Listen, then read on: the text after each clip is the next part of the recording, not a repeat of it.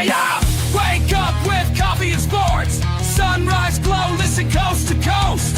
A flow like you know. Offensively, who made them?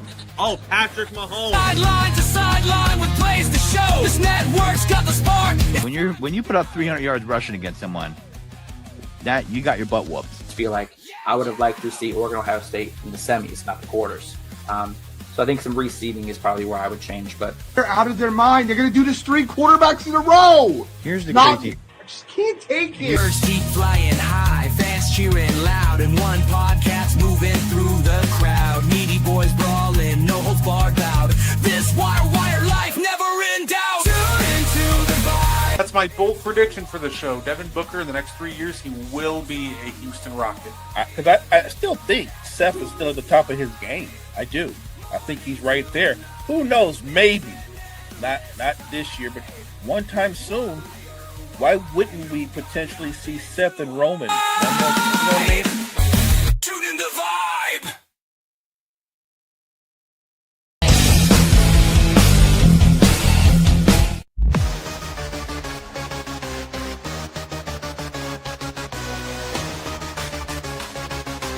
Warning reps, good centers. Got me on the mic, now let's spill the tea. Talking courtside dreams from history. Legends on the blacktop now and then. From Will to Steph, we hit it again. Open a chimes in, let's go deep. Young bloods rising, can't skip a beat. Puppy prospects with fire in their eyes. Draft night suckers and hoop dream high. Wire to wire, bring the heat. Podcast magic can't be beat. Do better, we're blow better. We're who cares? Trendsetters. Hey, what's poppin', y'all? It is your boy, Guardy3, and welcome to our watch-along to Game 1 of the NBA Finals. Of course, joining me like every week, he is Mo Betta. How you doing, Mo? I'm doing great. I'm locked in, watching the early start to this finals. I'm ready to go. Not a great start for not a great start for the Pacers so far, getting down in a hole early. Yeah, which you don't want to do.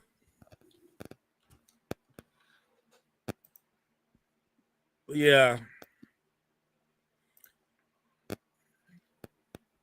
They need to get something going to the basket.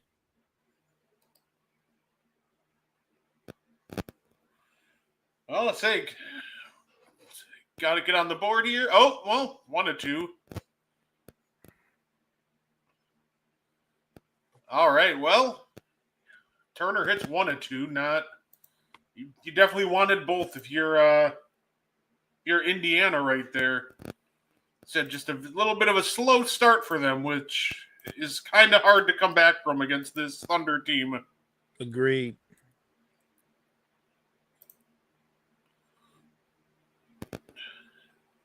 Oh.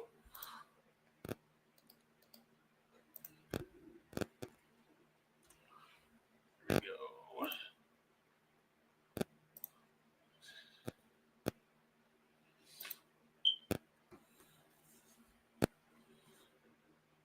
Good job. I do think the Pacers have to take advantage of every single height advantage they get. Agreed. The Thunder love going small, and the Pacers absolutely have to punish them in those looks.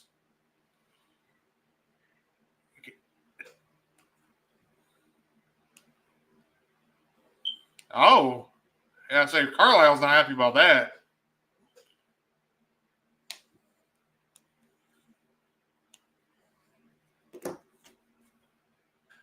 I think that's the key to this. If this is going to be a great series, I think Siakam's got to be the key. No, absolutely. I say when I think the Pacers will have to deviate from a lot of their defensive strategies they busted out all year too, though. You saw a lot of the times the Pacers love playing guys straight up, but the Thunder feast when he try to play, Shea straight up one-on-one. They're going to have to sell out to stop Shea at all costs. It's not ideal to let Chet and J-Dub beat you, but it's better than the alternative of letting Shea pick you apart for 48 minutes. It's an interesting prescription. You want to shut Shea down, but if you're Rick Carlisle, would you take the trade-off if you could shut down both Chet and J-Dub? Oh, that's tough because we saw like the Wolves tried to do that. They tried playing them straight up, and it did not go very well for them when they tried it. This Thunder team, they really slowed down the most against Denver, and they pretty much sold out to stop Shea, ran a lot, mixed in some zone traps. So it's a tough balance. I think more often than not, I think you just sell out, stop Shea, and hope that the other guys don't beat you. I'm giving Oklahoma City a steady diet of Siakam every chance I get. Wow. You're just going to let Neesmith be that wide open? I'm not sure about that. You at least want to make him think about it. At least try to close out on him. That's disrespectful. Facts. Alrighty.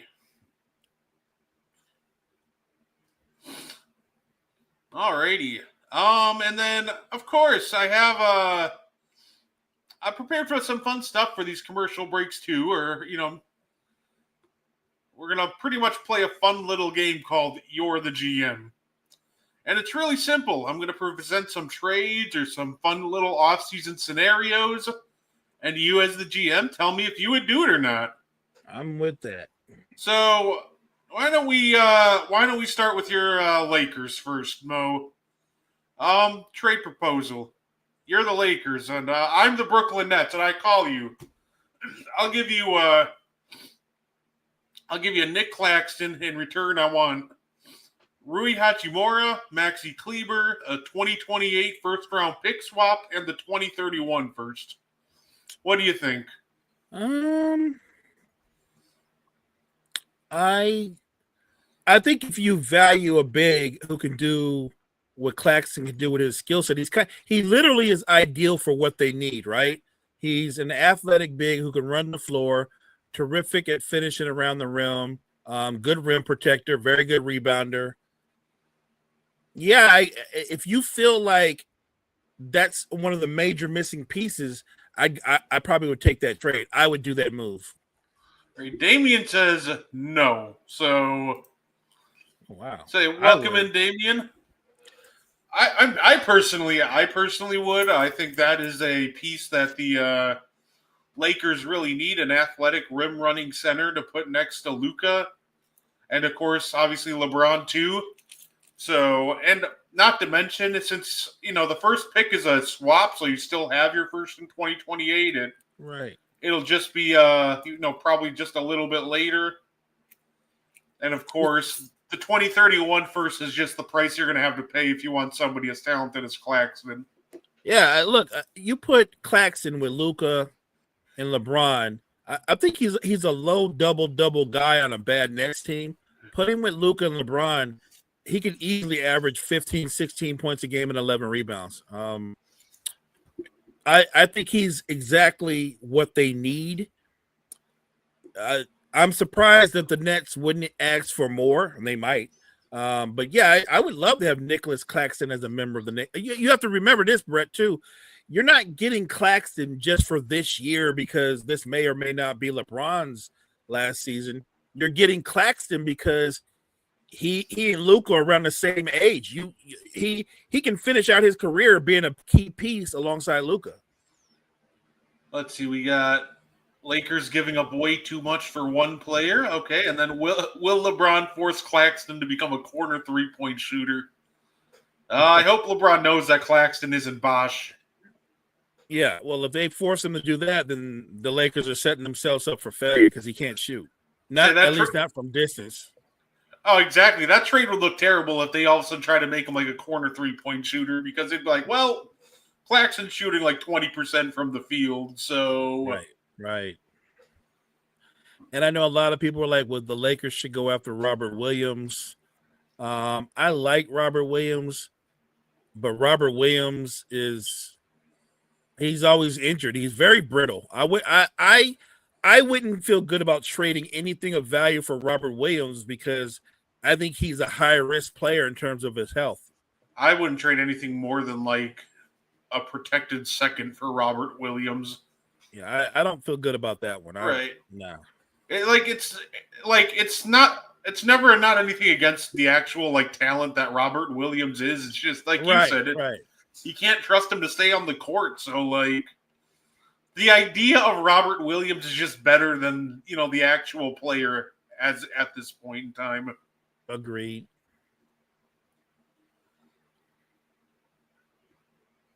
Oh, Rick Carlisle, you got snubbed from the top 15 coaches of all time list. Really? Who's on that list other than the obvious people? Let me pull it up. It'd be funny. Ben Simmons to the Lakers.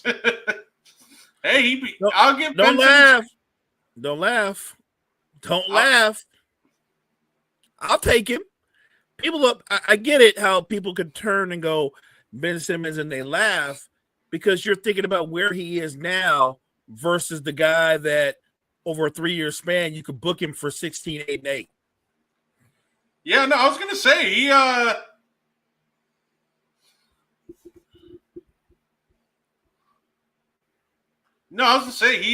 he showed that he can ball out, especially in LA with the Clippers. He did fantastic with them. So, I think at this stage of his career, even though I believe Ben Simmons is relatively young, I think he's still like 27 years old. But I'm not looking for Ben Simmons the star. I'm looking for Ben Simmons the productive rotation player.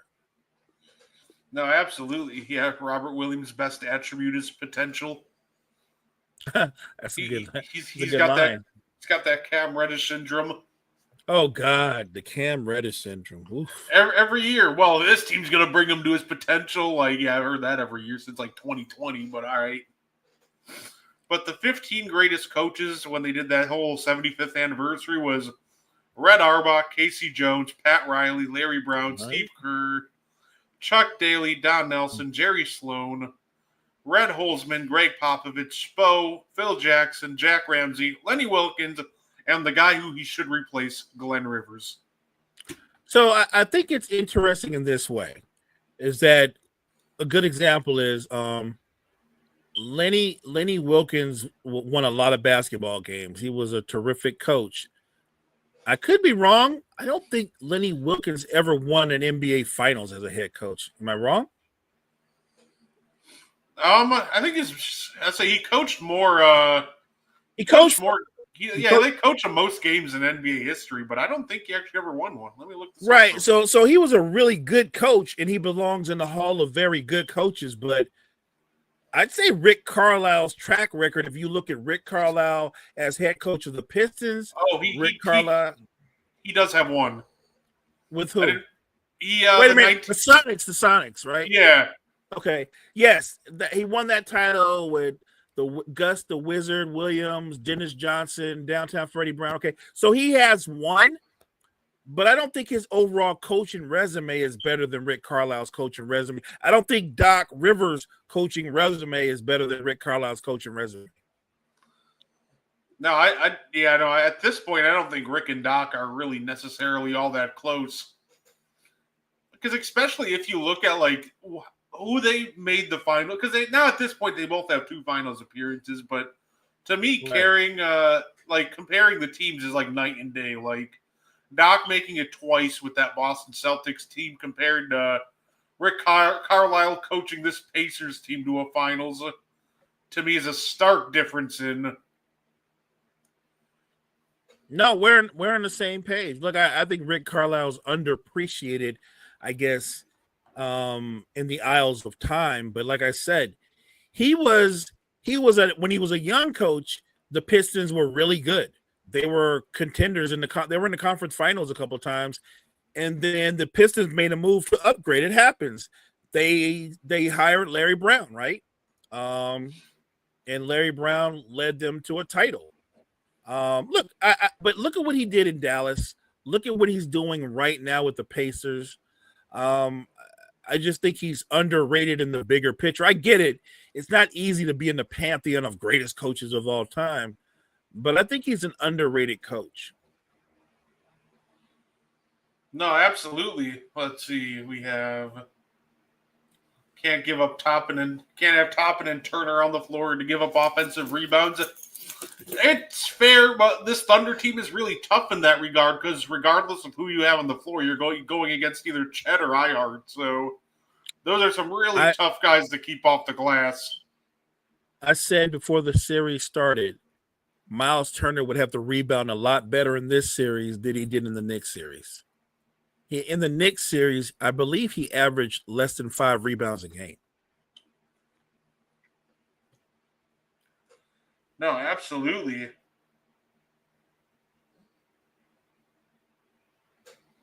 And Toppin's greatest attribute is his athleticism and his quickness. So he's got to be able to get out, run, because not Ihart, not Chet, none of their bigs. I don't even know too many of their smaller players that can run with him. But in terms of being a rebounder or defending on the post, that's not a strength of his. And then, of course, and the fact, too, with Miles Turner is he's actually just pretty undersized for a center. So it's just going to be a challenge all series for the Pacers, just keeping this Thunder team off the glass. Just have to be a team effort and just box everybody out and hope the ball bounces your way. Miles Turner has to balance things out. If he's going to get beat on the boards more times than not, but where he can balance things out is with his shooting.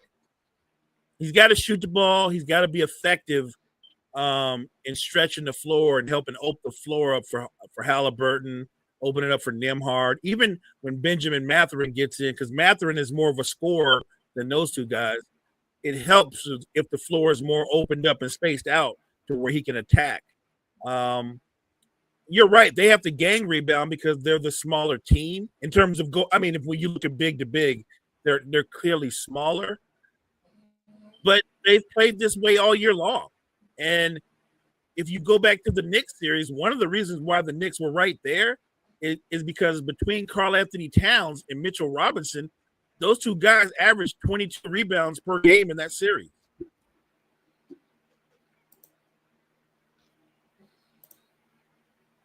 No, absolutely.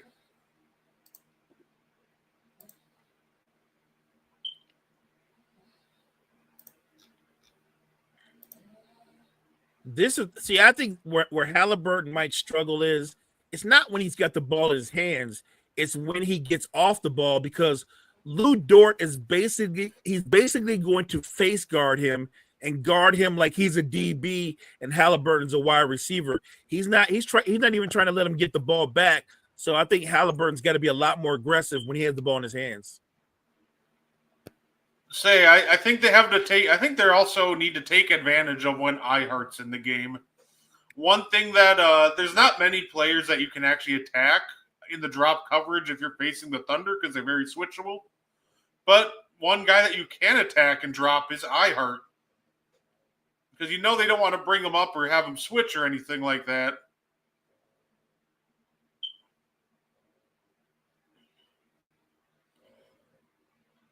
Oh.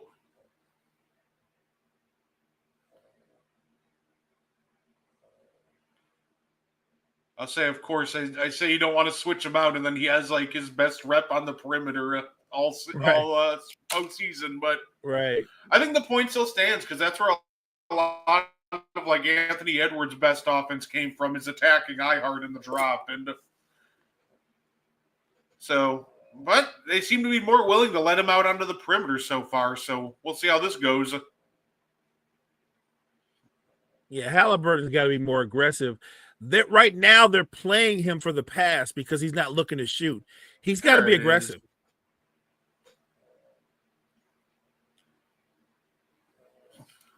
I love how you said that. Then Reggie Miller says that like 1 second later. Yeah, Reggie gets it. Halliburton's playing very passive.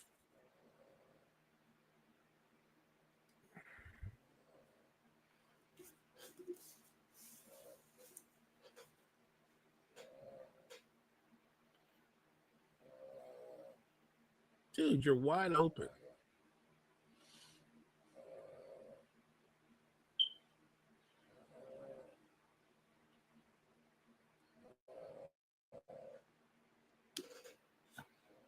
Let's see.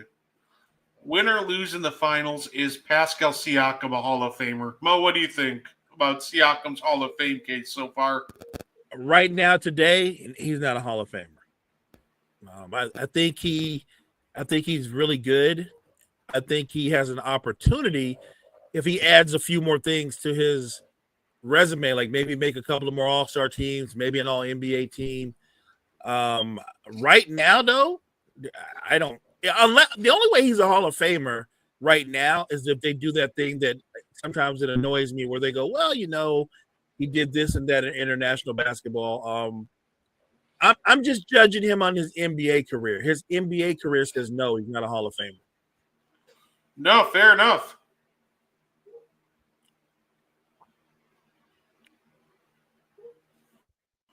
All right, well, Pascal Foul wipes out a nice Halliburton 3, and now a turnover. 8 turnovers already. The Thunder haven't cut down on those. Yeah, ask me this, though. He sets the screen. Why are you still moving? You know what I mean? Like, Pascal knows better than that. You're a veteran. Just set the screen and let Hallie do all the rest. No, absolutely.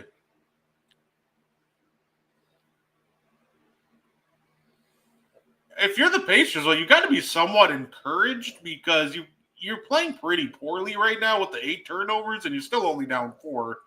That's a great point. But on the flip side, they also have to know that it can't continue, because if it continues to turn the ball over at that pace, that 4-point leads are going to extend to like 14 really quick. Oh yeah, I agree. I'm sure Rick Carlisle's losing his mind over all the turnovers.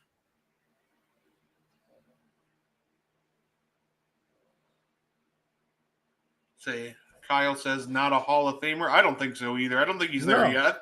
I think he's on a good trajectory so far, especially if he continues to play at a high level and makes some more deep playoff runs. I think he can at least make it a conversation, but I don't think he's there yet.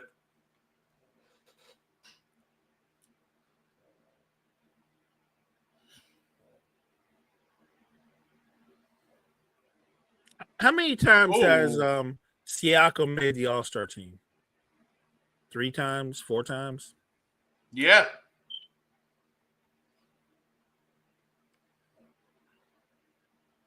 Oh, Thomas Bryant.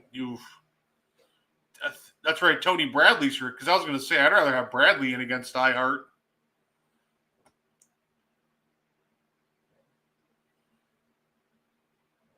Oh.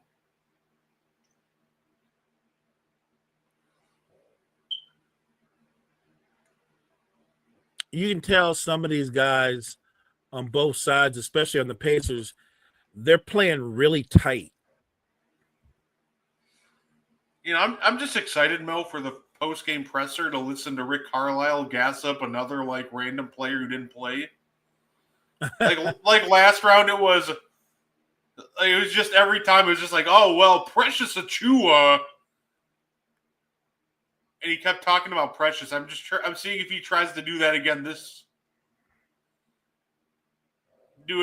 round. Like, oh man, watch out for Osem Dieng.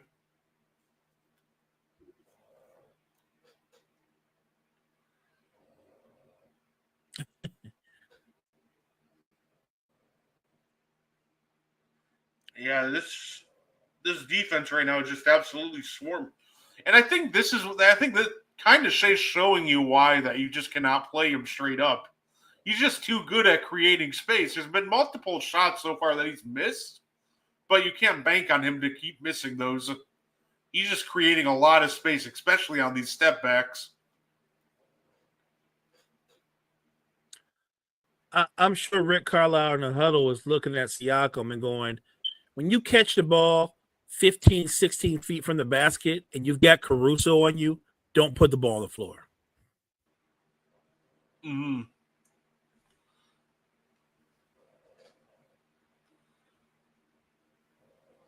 All righty.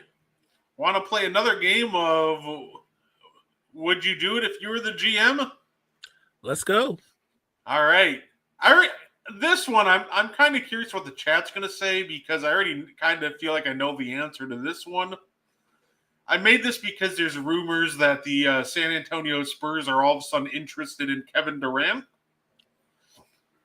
So, this trade scenario I made was the Spurs get Kevin Durant, and in return, the Suns get Devin Vassell, Harrison Barnes, Jeremy Shohan, and the 2025 Atlanta first, so pick 14. So you get 4 years of Vassell, Shohan, and Barnes are expiring contracts to clear up some salary cap space, and then you get the 14th pick in this draft. That's crazy. So when you're asking me would I do it? Yeah.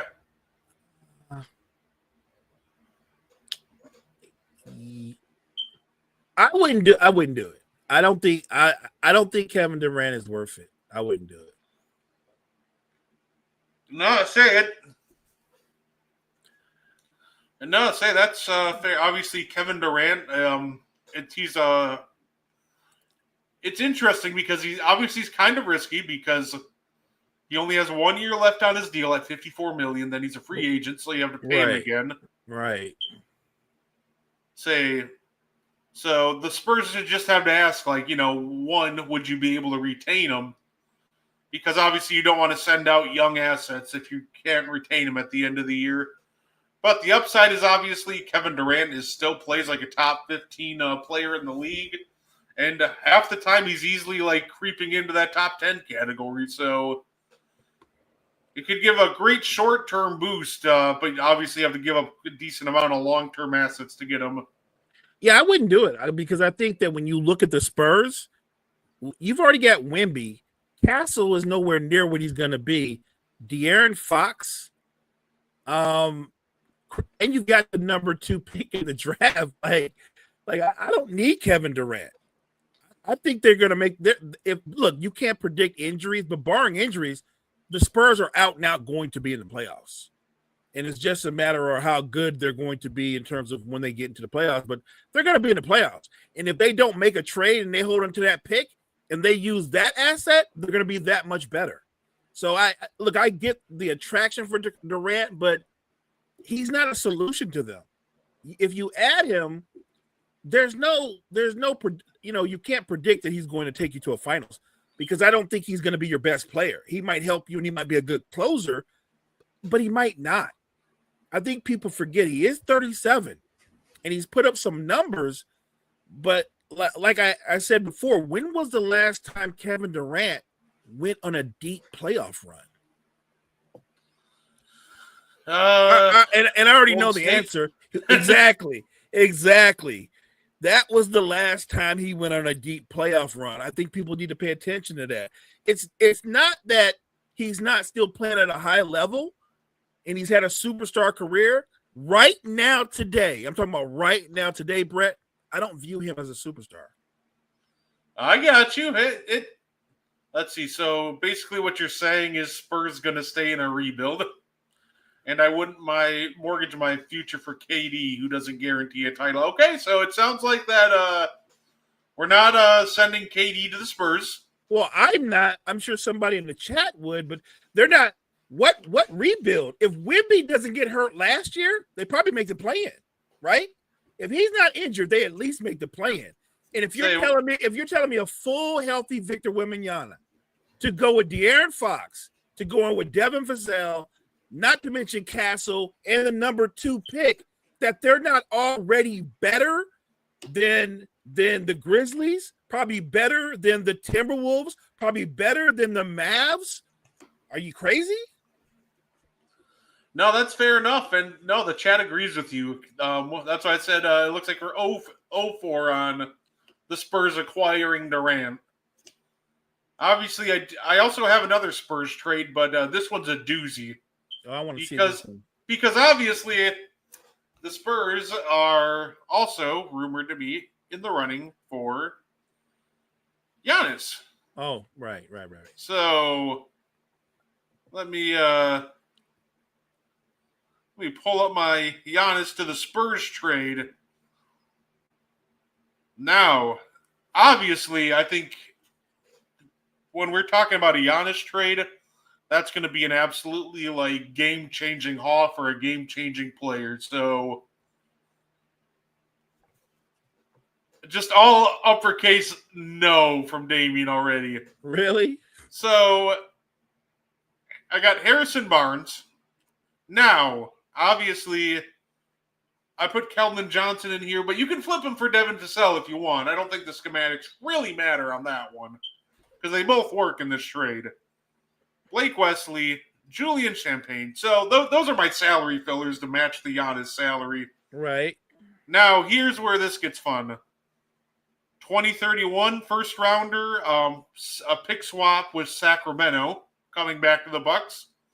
2029 first rounder, 2027 first rounder via the Atlanta Hawks, the 2025 first rounder, and Stephon Castle. Pretty much the equivalent of 5 first rounders going back to the Milwaukee Bucks. So 5 first-round picks, and you get a young player, up-and-coming talent. It's a technically 4 first and Castle. Like I view Castle like obviously the equivalent of a first rounder. Sure, I do. So, and then obviously the Spurs would, get Giannis, and they would still have a lottery pick this year. I think if I'm the Spurs, why wouldn't you do that? And if you're the Bucks, once you move Giannis, you're absolutely in a rebuild. So you want all those assets, and you want a player that can be one of the centerpieces of your rebuild. I love it. See, I think that's a trade that works for both teams. Yeah, I was saying. The funny part is, Damien, the Spurs actually really wouldn't be because obviously they're paying Fox, they're paying Giannis in this scenario, but they're not really paying anybody else. Like Wemby's still on a rookie deal, right? And here's the thing. Here's why I don't mind sending out Castle because you already have Fox, and you can easily snag a backup point guard in free agency. You can snag a backup point guard. With the draft, obviously the real question is which draft pick would, I'm sure the Bucks would angle for the second pick. They're gunning for pick number 2. So say the Spurs would probably try to talk him into number 14. I mean, I think that if both teams are really interested, to me, the Spurs are the perfect trade partner for Milwaukee. If, and I say if because it's a big if, Giannis decides he wants to leave. And the thing with and the beautiful part of the thing with the Spurs too is they still have a lot of great picks to still build this team around, and that's why I do love them as trade partner as well. Because they, for example, could trade the number 2 pick Mo, and they still have the 2026 Atlanta first. They have the 2027 Atlanta first. They have a pick swap with Boston and their own pick as well in like 2028. They have multiple picks in the 2029 and 2030 drafts. Like they have so many picks that just so many picks that they could absolutely just make the trade, send out 4 firsts, and they would still be perfectly fine with assets in the draft. That's the crazy part, that they can make this trade, still have the number 2 pick to play with, which means you could potentially take the pick and turn that into another asset. You could turn that into another established player. And I'll say Giannis just played enough games to qualify for All NBA, and he was healthy in the playoffs, which he averaged like 33 and 15 against the Pacers in the first round. The Pacers couldn't slow him down at all. They just easily slowed down everybody else was the problem.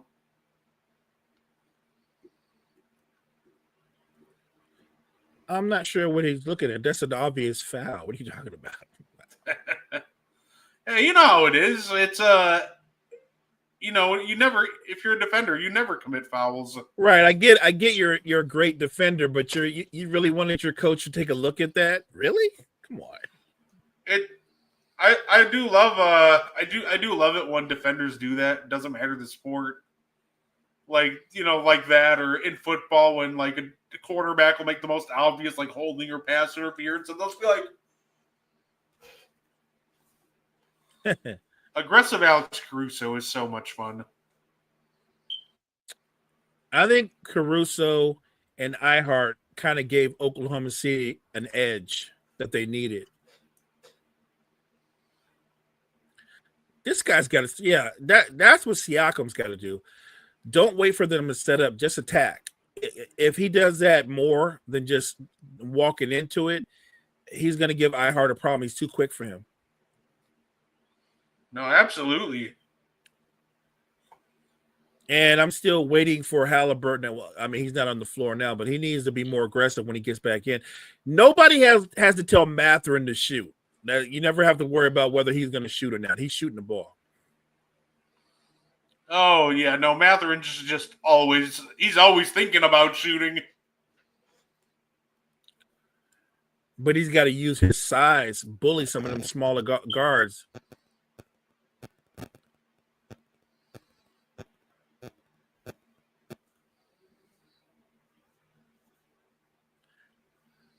I'll say this. If you're Indiana, it may not seem like it, but you're in good shape considering how you've played.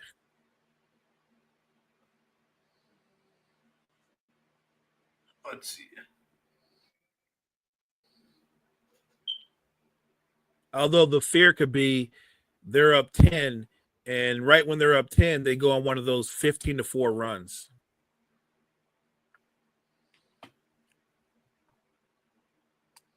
Oh, I'll say they keep they got to be careful. These are keep getting tipped out.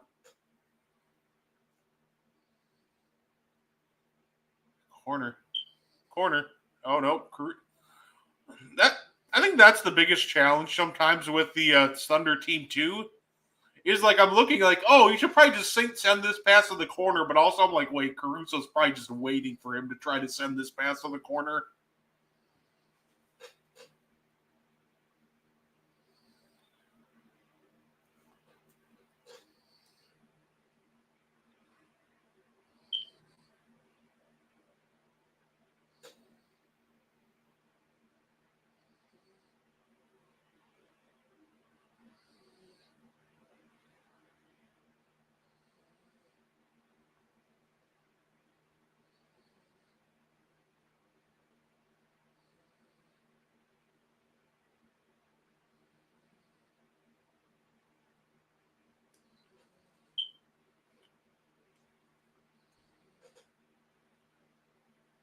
There we go.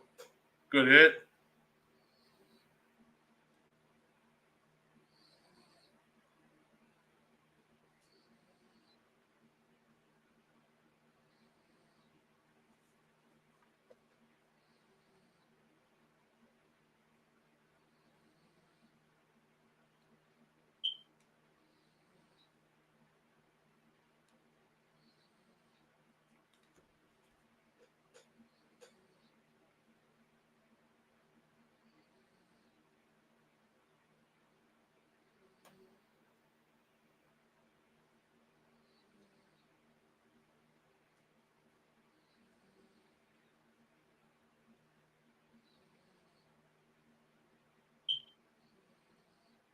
There we go. All right, here we go. Chet to the line. Good hit. Miles Turner might need to be sat down for the rest of the game. Come on, man. It's Christ. He's playing so soft. He just does that occasionally. Like when he's these stick backs, you're big, just catch the ball and go right back up. Don't gather, just go right back up. He just it's like his reflexes are like a beat too slow. No, absolutely. Oh, NFL question. What are y'all thoughts on Rodgers finally signing with the Steelers? I mean, it happened. It's a move that happened. I said this before. I'll say it again. I hope Mike Tomlin is renting.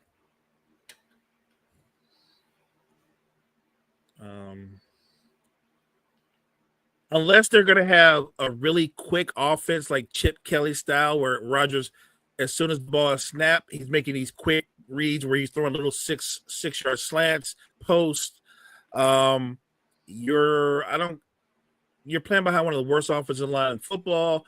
You're nowhere near the quarterback you used to be in terms of mobility. I don't think you have a lot of great weapons on the outside. I don't think you have a lot of great weapons in the backfield. I think the Steelers are not going to make the playoffs this year. Yeah, I don't think it's a great marriage. You're giving Rodgers a team with no line and a terrible run game. Right. So like it's literally like imagine watching like 2015 Rodgers and 2025. Like 2015 Rodgers didn't really have a run game either, but he made up for it with a lot of West Coast quick passing concepts and mobility. But the problem is the mobility is pretty much gone. So it's just Rodgers like, ooh. Okay, the effort's got to be better than that for the Pacers. Like, you can't allow the shooter to just come and get his own rebound. Right. Oh, there you go. Let it rip. Good hit. Hallie.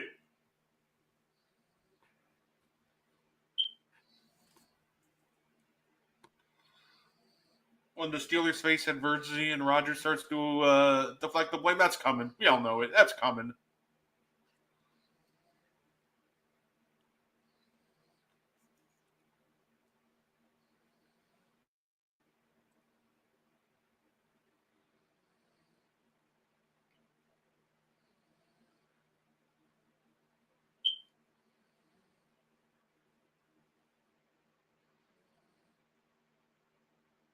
All right.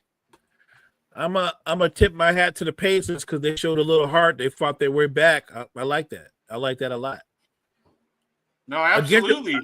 Against a team like Oklahoma City, you can't get discouraged when they go on these mini runs. If you can stay attached and you can be competitive, you're in good shape.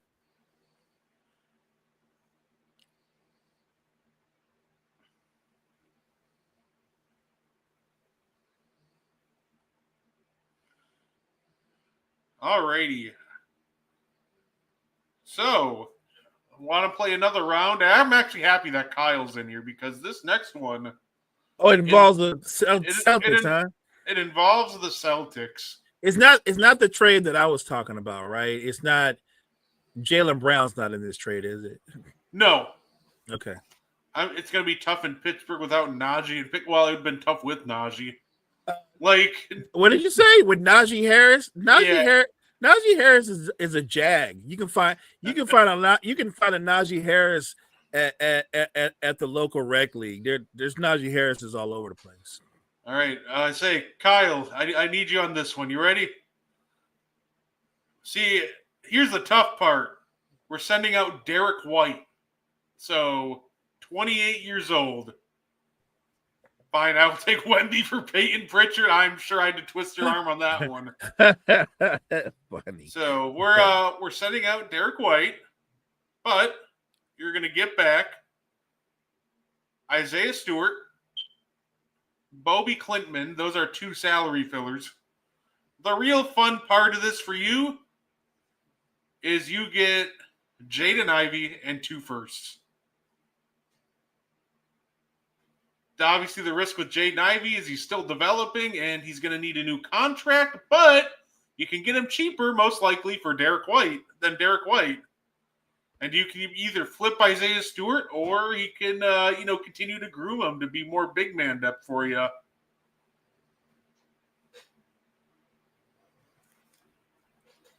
So obviously, Kyle, I kind of want to hear your opinion. But Mo, what do you think? It's an interesting proposition. If I'm the Celtics, no, because I think Derek White is still in his prime. Like, he's 28. You're going to be without Jason Tatum for 1 full season, but you'll have him back in 2026. Derek White will be 29. He'll still be in his peak. I'm keeping Derek White because I think Derek White is still a centerpiece in terms of you still being a championship contender when Tatum returns. I get what Ivy could be, but that's just the thing, is what he could be. It's also, can he stay healthy? Those are a lot of ifs. I know what Derek White is. I know that Derek White is an all-NBA defender that can give you 16 to 18 a night, and he's got a knack for hitting key shots. I'm going to go with Derek. I'm keeping Derek White. I mean, I like Ivy, but I would keep Derek White. Anything has the Pistons looking dumb is acceptable for me, LOL. See, I think it would work out for both sides because to an extent, because I actually think, the Celtics get a little worse like in the intermediate, but we all know that it seems like the Celtics are going to want to, try to trim some money. So, collecting 2 firsts and a 23-year-old young guard for Derek White, it might make him slightly worse this year, but it has the potential to work out for him. But, yeah, no, I could also completely see why the Celtics would want to keep Derek White. I think they keep Derek White. They're probably going to move on from Drew. They're going to move on from Al Horford. Unless Al's good with taking a pay cut, because they're not going to give him close to what they're giving him now. And there may be a shot they might move on from Porzingis, but they're definitely going to move on from Drew and Al Horford. And look, minus Jason Tatum, along with the changes that you're going to make, this obviously, the Celtics aren't title contenders this coming season. They're not. So the question will be is not title contenders. I think everybody knows that, even diehard Celtics fans. But are they going to be good enough to say still make the playoffs? Oh, yeah. I think they're still good enough with all the rest of the pieces they have to still be a top 6 seed. See, and here's the thing. It's almost the Mike Tomlin problem. Yes, they're still good enough to make the playoffs. But in a year where you won't have Jason Tatum, when you are not legit title contenders, you're better off actually not making the playoffs. You're better off actually getting a higher draft pick, because when Jason Tatum returns in 2026, I think it's going to be a different roster. But it would be nice if that roster was filled with a couple of new, younger faces that can help him and Jaylen Brown and Derek White going forward. No, absolutely. By the way, don't sleep on Brad Stevens. I know we say a lot about Sam Presti. I think Brad Stevens is right there. I think the Celtics absolutely love everything about Jaylen Brown. I don't think Jaylen Brown's untradeable. I think if there's an offer out there that you can't refuse, I think they would trade Jaylen Brown. Oh, yeah.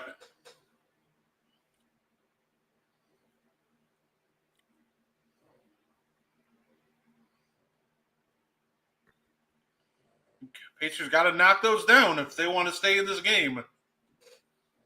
The Thunder defense, they don't very often give you easy looks like that.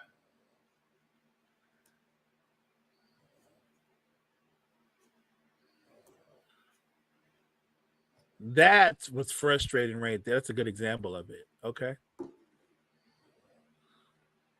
Say, well, welcome to the chat, sir. Not a big OKC fan, I see.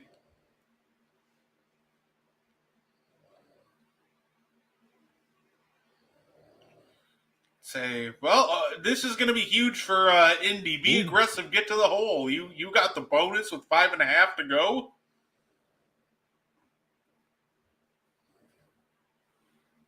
Say, listen, these Thunder defenders like to be physical, but now they have to be really careful. Because obviously you don't want to start being physical and committing fouls, 80 feet away from the basket and putting them on the free throw line. Right, facts. Although in Wallace's case, that move he made was a hard. First of all, he carried and got away with a brutal carry before he even created the foul. But yeah, look, I'll say this: it's interesting because on the one hand, Shea gets to the foul line religiously. On the other hand, Case and Wallace, Lou Dort, Alex Caruso, they're very physical perimeter defenders. Oh, absolutely. I'd say, and I think the Thunder won't have a problem getting to the free throw line this game. or this series. The Thunder. Oh, Lou Dort hitting that just makes too much sense. He could hit the wide open ones, but as soon as somebody contested, it's money. He's going to go at Chet one-on-one? Okay. Oh! Attack. I love that. If he's going to be aggressive, that's different. Say, it looked like he was about to, but then he saw Pascal had the mismatch underneath.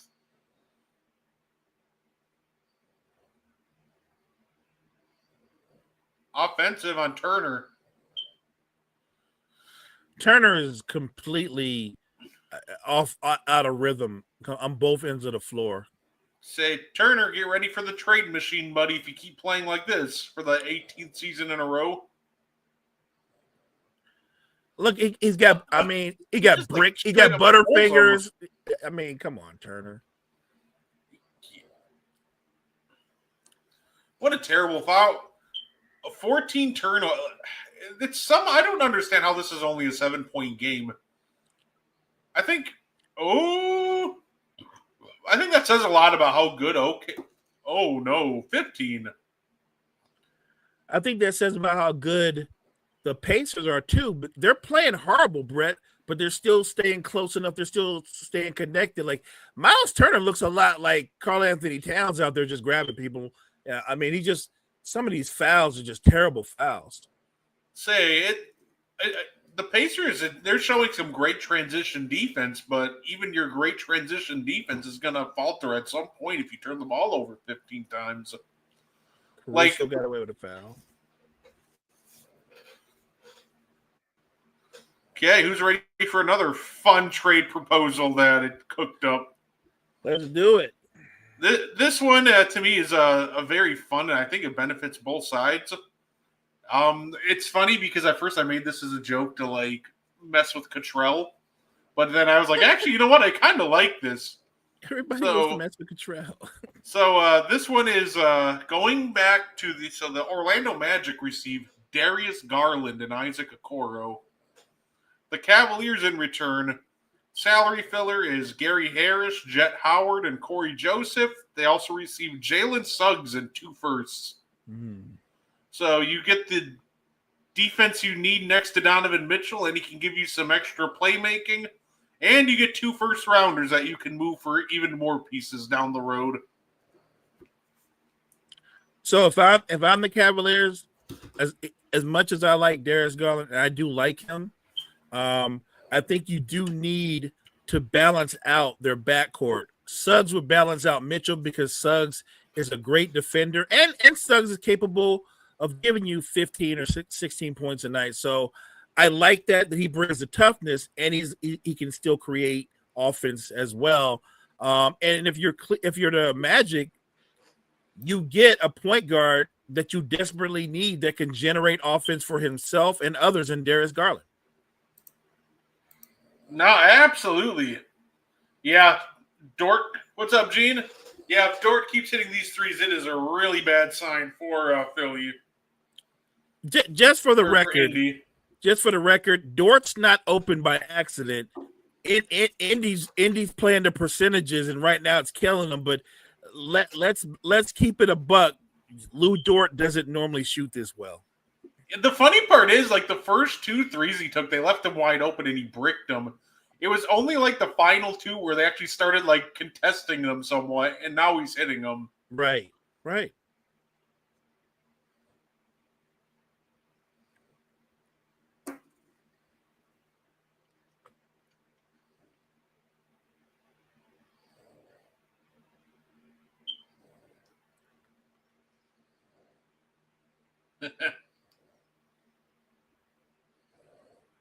Yeah, Nembhard missing that. I think that's gonna, I think Nembhard will pick it up at some point. That's just the Pacers are missing. Like, they're getting some quality looks here. They're just not hitting them. The biggest problem is obviously they just got to stop turning the ball over every 3 seconds. If they cut down on the turnovers, this would be a much closer game. I mean, they're so sloppy, and I feel like they're forcing passes that they normally wouldn't force. At this point, though, the way Miles Turner is playing, they might actually want to go to Thomas Bryant. How many times would you say that?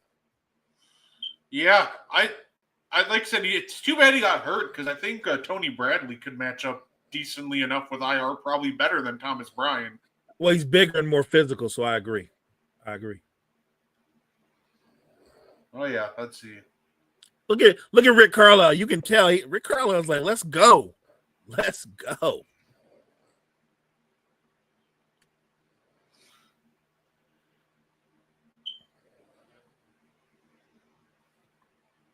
24 seconds. That's another turnover. Jesus. I think the problem too is like they're just not getting in the paint. Like half of these possessions, it's just them passing it around on the perimeter, and you can pass it around the perimeter all day. It's not going to do anything. I mean, they're literally not. Nobody's trying to be decisive, and then you end up with a bad shot at the end of the shot clock. It's terrible. And yes, I think you have to credit OKC's defense, but Indiana right now, the way they're playing offense, that's not how they normally play offense.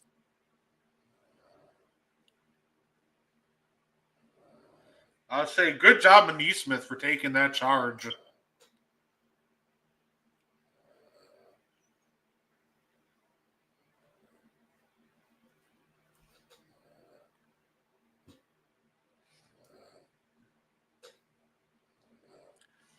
It's funny because in that sequence, I swear Neesmith got hit in the face like twice before he took the charge. Like the man takes a beating. No, I 17. Most teams it takes them a whole game to get to 17 turnovers, 18 turnovers. Like,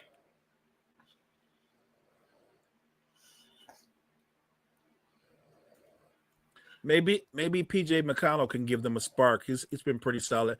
Mathurin gave them nothing. it's only a 10-point game is still wild.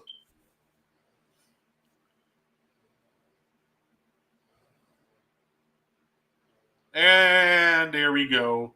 Now it's 13, and Lou Dort's on a heater. And 19 turnovers. Good night. I mean, to your point, it takes most teams an entire game to have 19 turnovers. In one half? Good God. Oh, Shea went for the kill shot right there. Just be decisive. And you had all these turnovers. You picked a game where Lou Dort looks like Ray Allen.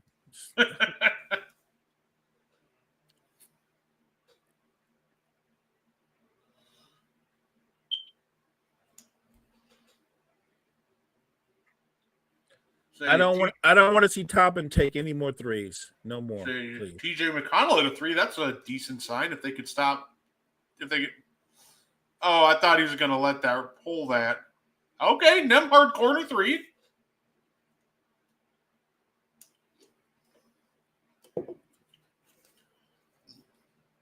That's the thing with the Thunder, though. They got to be careful because no lead is safe when it comes to the Pacers. They can play like dog water for the first 3 quarters, but good finish by J-Dub.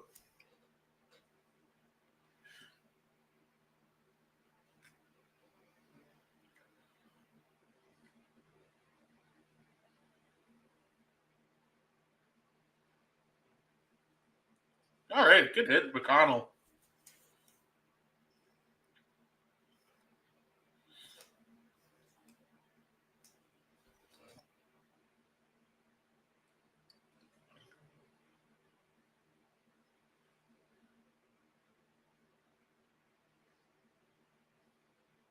SGA.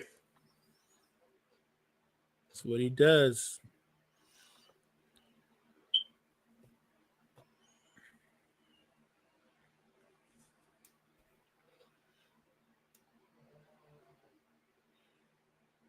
Okay. Okay.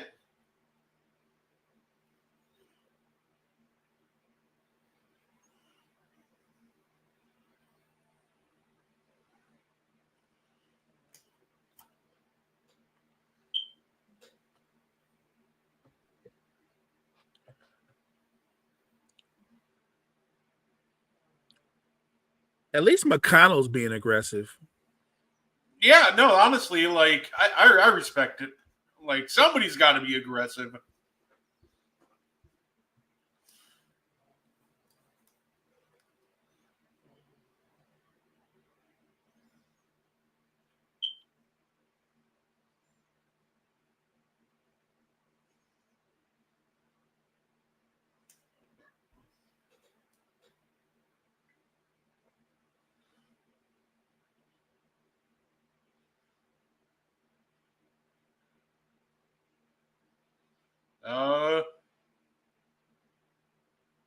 Wow, what a lucky roll for the Pacers to make this only a 12-point deficit.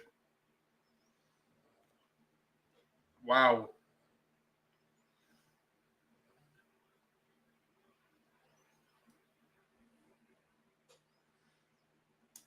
That's crazy. All right, well, it feels like the adjustment for the Pacers is just protect the basketball, right? Yes, protect the basketball and sit Turner. Turner's been god awful the first half. Like I don't know if someone told him or not. The finals have started. You're welcome to attend. Like he's been god awful. Yeah, and it's funny because it's funny with the Thunder because they've had a lot go right for them. The defense is swarming, turning the ball over. Dort's on an absolute heater. SGA already has like 19 in the first half. But once again, they can't get too careful because it's still within striking distance for this Pacers team. So the key with them is just foot on the throat. Just keep going. You can't stop. You got to play 48 minutes against this Pacers team.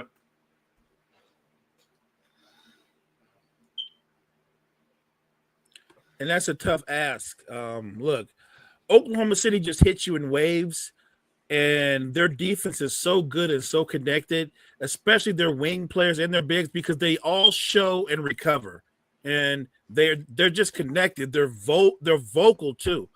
If you're watching this game, almost every offensive possession, it looks like Indiana's moving the ball, but they're not moving it towards the bucket. They're literally being pushed out. Like to me, when you're passing the ball around the perimeter and you're not making the defense like chase, or you're not trying to penetrate or attack the defense has all the advantage. No, absolutely. Say somebody's got to get inside, and the only guy who seems to have an interest in going inside is Pascal's posting up, but the only guy who's aggressively driving is TJ McConnell. I'm sorry, TJ McConnell. You're right. He's the only one. I haven't seen Hallie really do it. I haven't seen Nembhard attempt it. No, not Neesmith. None of them. Everybody's content. If you're going to play that way, you're going to play into the hands of that extended zone. No, absolutely. Well, I know Lou Dort was in a lot of in a lot of trade machines, so maybe this game will take him off the trade market. A legacy game, right? No, absolutely. Which obviously, when it comes to Dort, I don't think that. Obviously, don't think that this should stop them if they want to upgrade from him. I think an upgrade's out there, but he is playing out of his mind right now. So I'll give him all the credit in the world for what he's doing. Let me ask you this: win or lose the finals? Let's say, matter of fact, let's just say the Thunder end up winning it all. Do you see them making any changes to their roster? I think so. Let me put it this way. I think that Sam Presti never rests. So if there's a move out there that he can make, he is absolutely going to jump on it.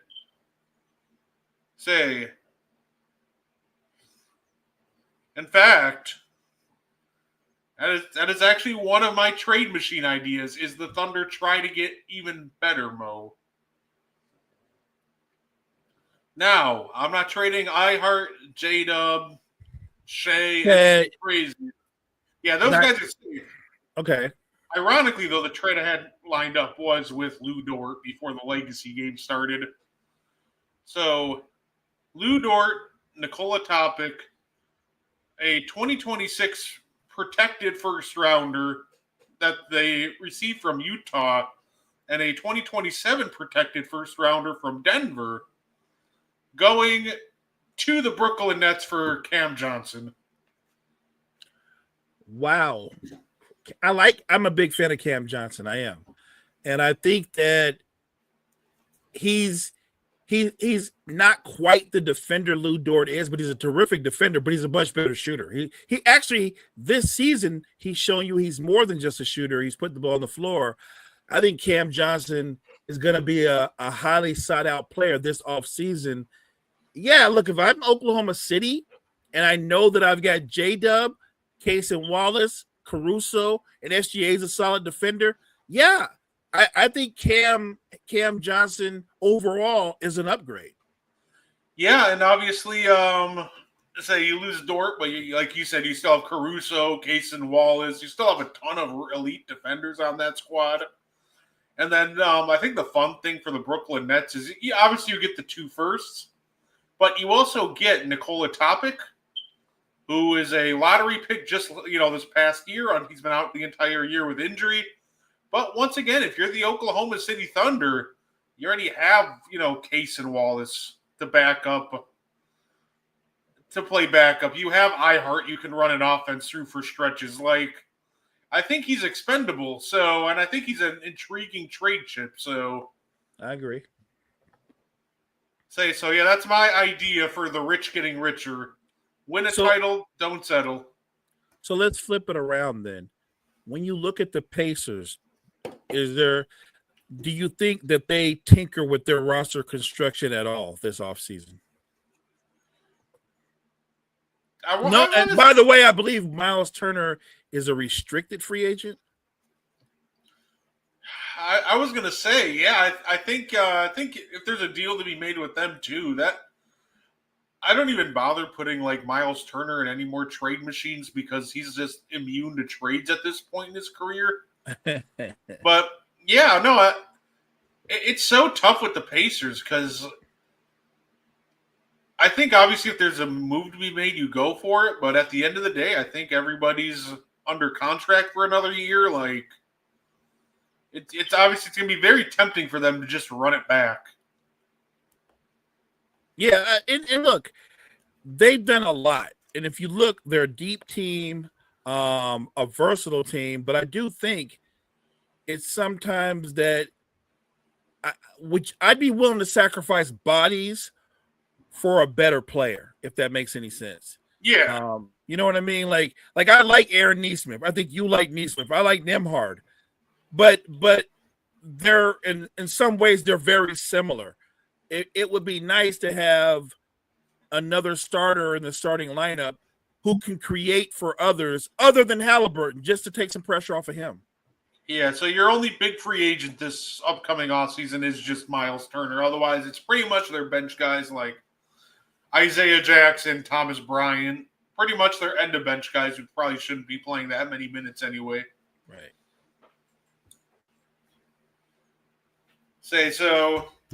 Yeah.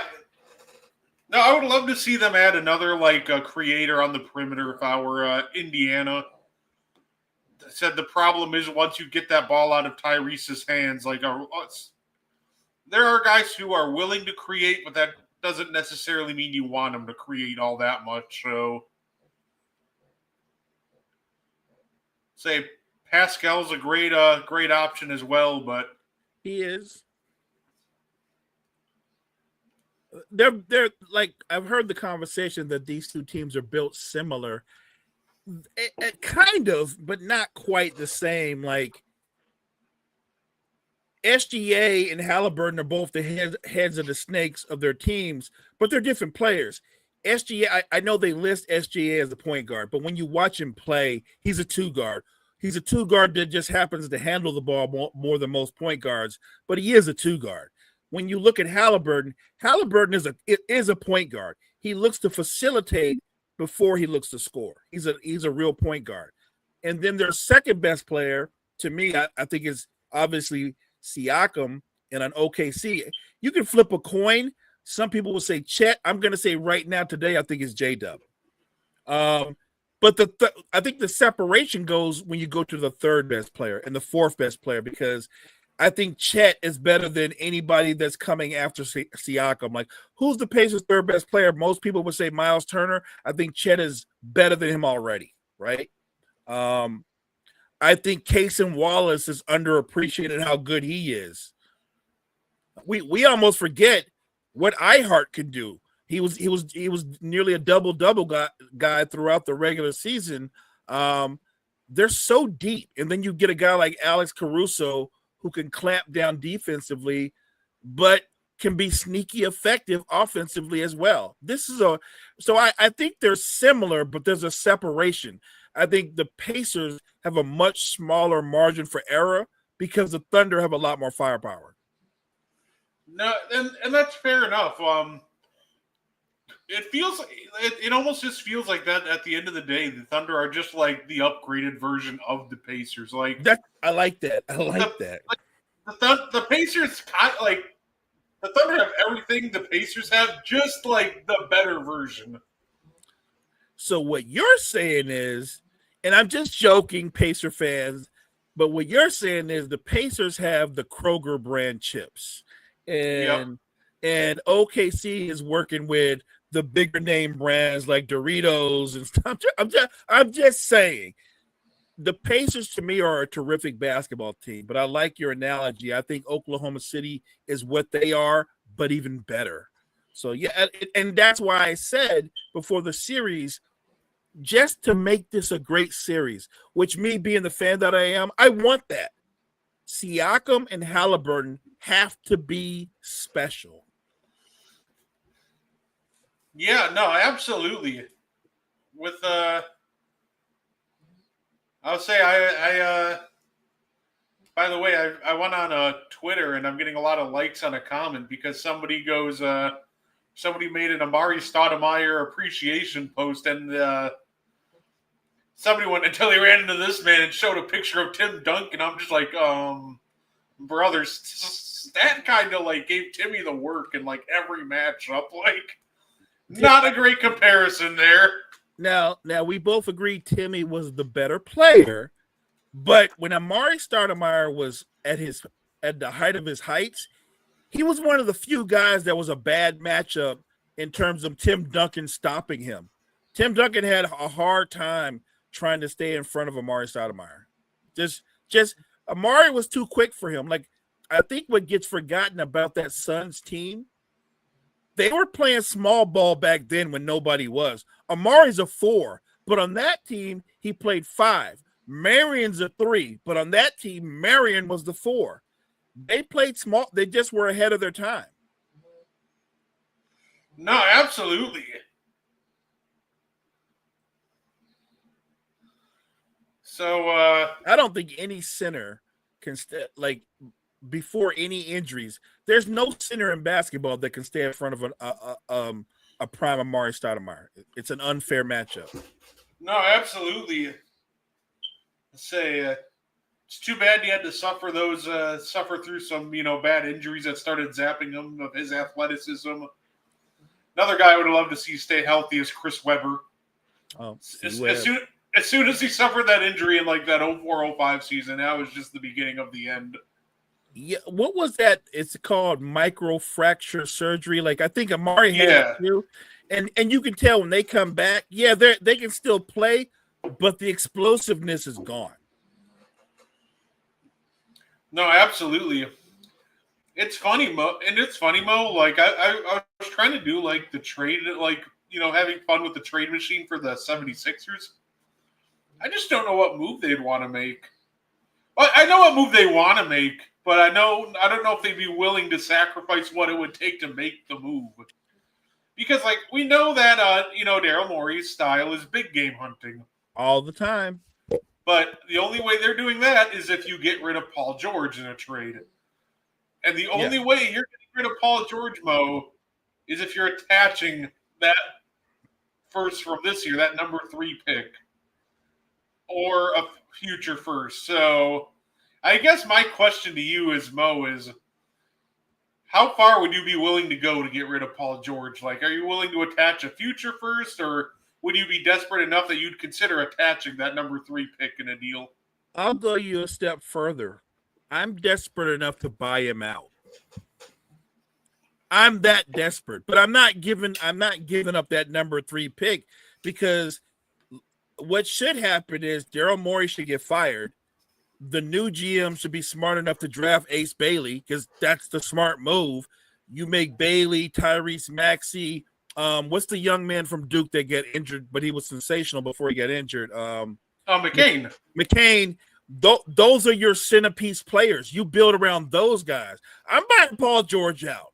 You want to call he fleeced me and he got money? Then he fleeced me and got money. But I'm getting him off my roster. I'm trading Joel Embiid. And no offer is too dumb an offer that I won't listen to, because I know what you know.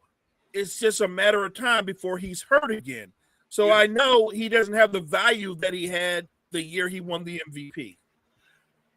You know what's funny? Like a perfect trade. It's on one hand a perfect trade partner. Like, it feels like the team who would covet Joel Embiid the most is probably just straight up the Phoenix Suns, because they want to fix their center rotation, and we love the big name.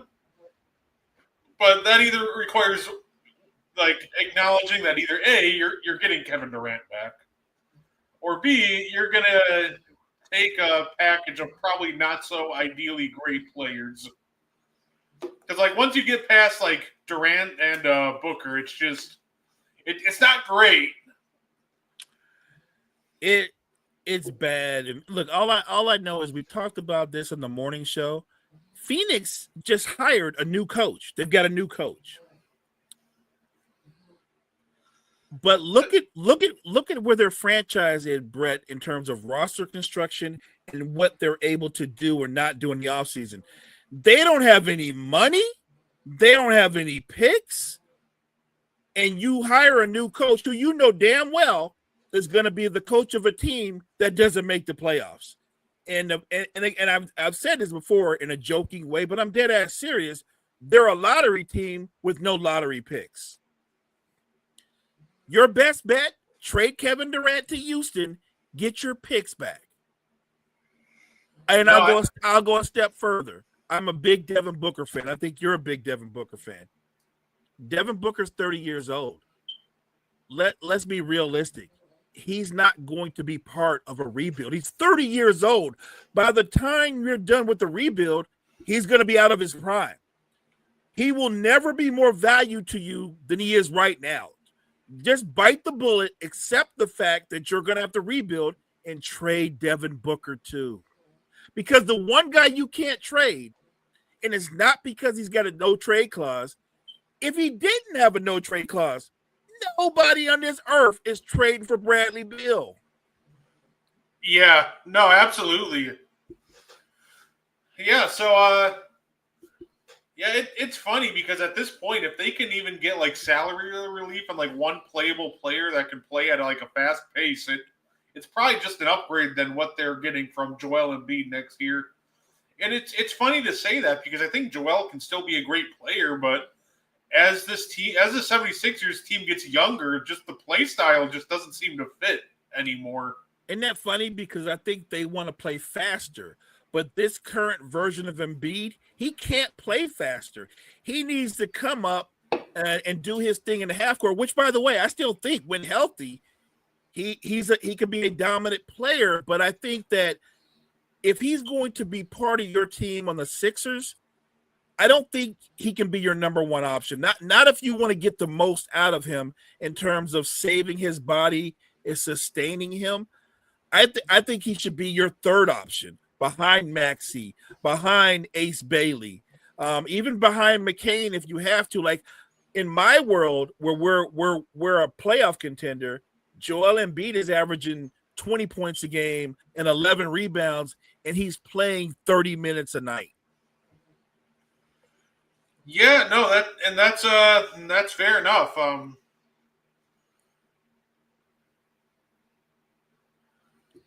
Honestly, at this point, even if you traded him, and it's so weird to say this because Joel Embiid, I think, still like if stays healthy, he's still one of the probably still plays at like a top 25 level.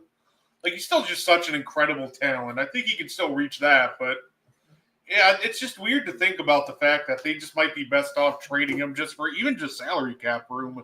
Right. Well, I saw a poll, and this is just to the chat in our wire to wire chat. Our wire to wire chat, y'all, just so you know, our wire to wire chat is wild. Like, I wish you guys could be in on our chat to see how wild it goes sometimes. But it was something where it said that Joel Embiid he's ranked 84th. Oh, that was the Ringer. They ranked him as the 84th best player in basketball. That is completely insane. I'm going to say this. I get it. He's been injury prone. He's been in and out of the lineup. Is he MVP Joel Embiid right now today? I don't know. But there's no way he's that far down. There's no way he's the 84th best player. No way. Wow, yeah, I'd say Shea going for the throat with 20 shot attempts already, but he's hit 10 of them. He is cooking. He's feeling good. Nope. You know what? Do that again, Hallie. I don't care if you missed. Halliburton, like, if you're being aggressive, I don't care if you're missing. That's what I say. Shoot your shot. Matter of fact, if you guys are going to lose game one, go down firing because it might give you something or give you an idea of what you guys can do for game two. But you have to stay aggressive. I want Halliburton challenging Lou Dort. Don't just settle for your jump shot. I want him to challenge him. No, absolutely.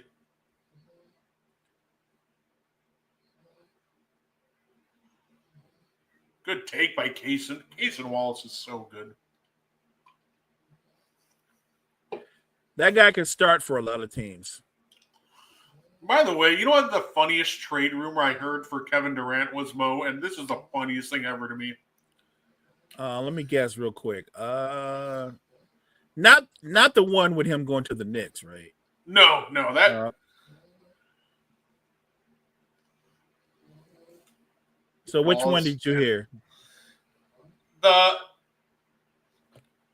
The Atlanta Hawks are interested in Kevin Durant. And to me, that's just the most hilarious thing ever. Like, what are you, like, if you're the Hawks and you're trading for, like, KD, like, what are you hoping to get here? I'm going to say this with a lot of certainty. There's no way Kevin Durant goes to the Atlanta Hawks. It would be a 1-year rental. There's no way he'd stay, like. Yeah, I don't even think he goes because he would tell them, if you trade for me, you need to know I'm not re-signing. Like, what would even be the selling point? Like, do you want to form the greatest first-round exit ever with Trae Young? Like, the greatest first-round exit since Tracy McGrady and Grant Hill? Like, I mean, he got away from dudes that were ball-dominant players. He don't want to play with Trae Young. Yeah, and like I said, if you're the Hawks, I don't even know why, like, you'd even consider that. Yeah, they can consider it all they want. Maybe they want their fans talking about basketball. Realistically, my guess is the same way he vetoed Golden State trying to trade for him at the trade deadline, Durant's vetoing that trade. No, absolutely.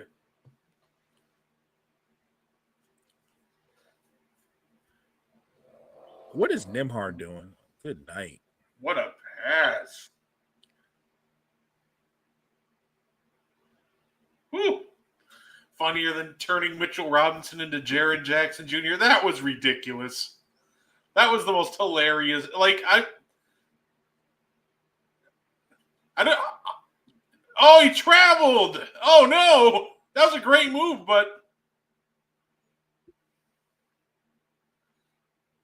I don't know what the worst part about that plan was. Turning Mitchell Robinson into Jaren Jackson Jr. or hiring Mike Malone to turn Cat into a good defender. Yeah, that's not going to happen. The logic in that one was he's like, well, he can teach Cat how to be a good defender. Like, do we not think if somebody could teach Cat how to be a good defender, they wouldn't have done it by now? Like, say, if somebody's going to teach him, you would think, ironically, Tibbs would have been able to drill it into him. I would remind people, if you watch the Knicks play, Cat's not a good defender, but he's not the only one on the floor for the Knicks that's not a good defender. I know he's the low-hanging fruit when it comes to bringing that up, but he ain't the only one that's culpable on the defensive end of the ball. I'm just saying, he ain't the only one. Oh no, and I completely agree. I think that's kind of the problem. It's funny because that's why I really am not confident that him and Brunson together is like a title-winning formula. Because if you're paying $80 million a year, but you can't play your two best players on the floor because they can't get stops, like what are we really doing here? Like, the Pacers exploited the crap out of those two all series. I think that's a good point.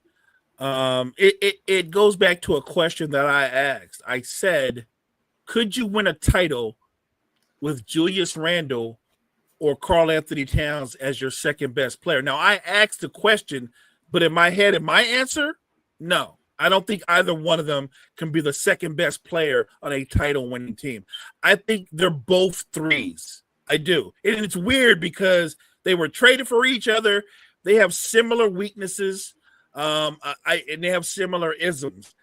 You're not going to win a title if either one of those guys are your second best player. Yeah, that part was funny too. The idea just, that's funny because we did ask our friend. I was like, well, what are you going to do if you trade Mitchell Robinson? Because we told him, like, you're not getting Jaren Jackson for Mitchell Robinson, but if you're dead set on trading, what are you going to do for a backup? I'll just resign Precious Achiuwa. Yeah, that's it. Bring back Precious. Precious is not very good. There's a reason why I think Carlisle was trolling, trying to get him into the game. I do think that because Mitchell Robinson is more of a situational player, they might move him. He is a situational player. It's not like you could be like, well, he's a great defender, so we'll start him over Cat. He's a good defender. He's a great he's a great rebounder. He's a great rebounder, especially an offensive rebounder. But he has no offensive game. He can't make free throws, and he can't play in space defensively. So he's a limited player. Like, we talked about a guy earlier in the show who's a better version of Mitchell Robinson, and that's Nicholas Claxton.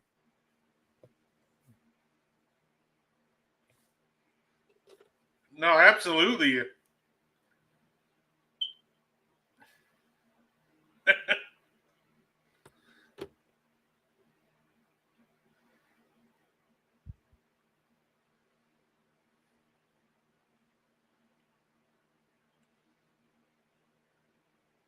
That's crazy. I still can't get over that the Ringer put in.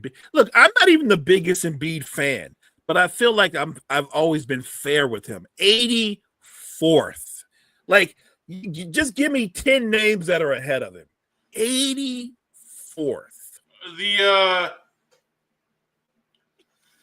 The worst part about that too was the names ahead of him, in my opinion, because it was like, right ahead of him was like Josh Hart, Josh Giddey, Lou Dort. I'm like, come on, Embiid didn't fall off that hard. Like, when he played, he was still much better than those guys. Right. I like Josh Giddey.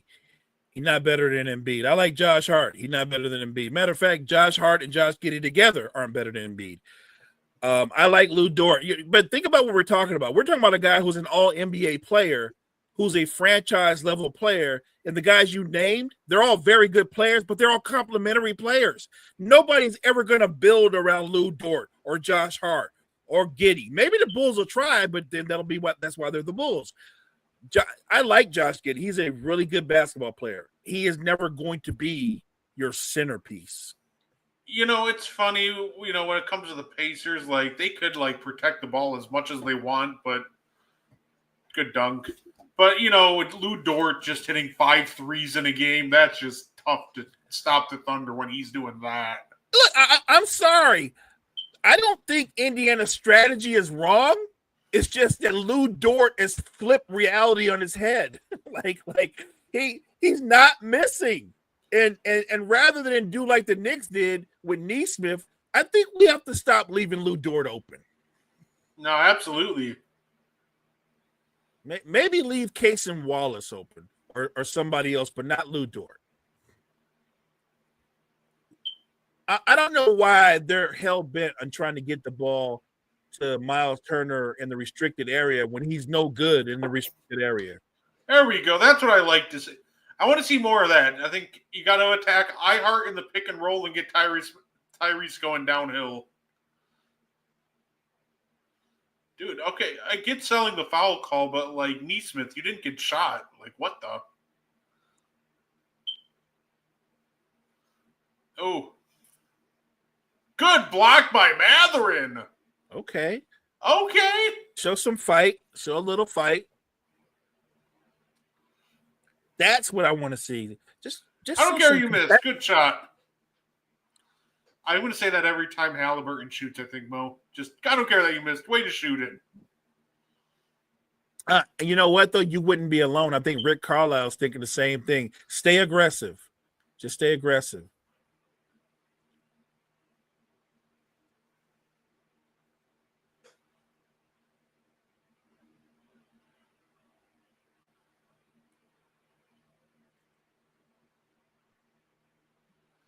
I would like to see the Pacers touch the paint a lot more.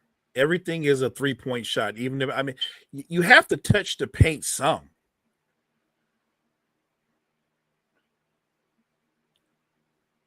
Oof. Obi, come on, man.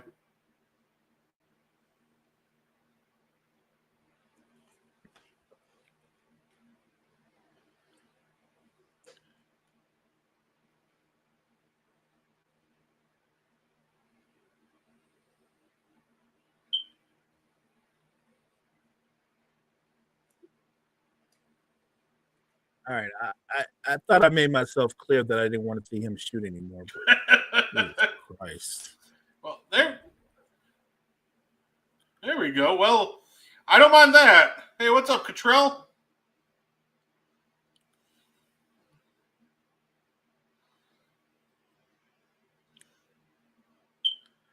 Yeah, no basket.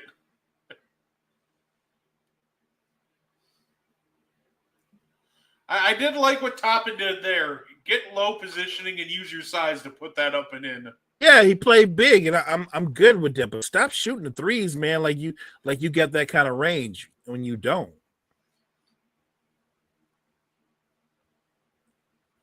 I mean, you and I both know that Thomas Bryant was committing that foul before he committed that foul. That was crazy.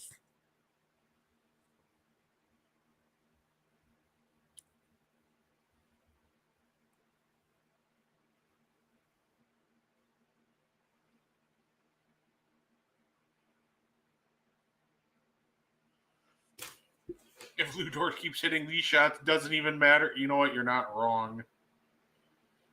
That's pretty much where I'm at.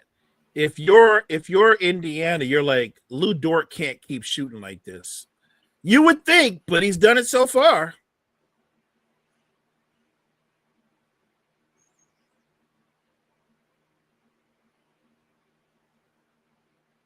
I mean, that was almost like a Hail Mary, but oh well.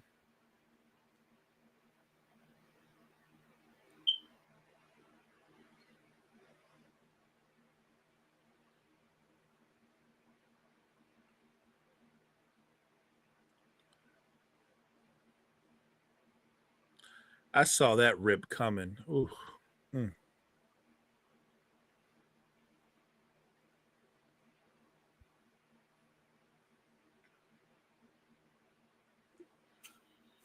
No, absolutely. See, Cottrell, did you see my actual Jalen Suggs trade proposal?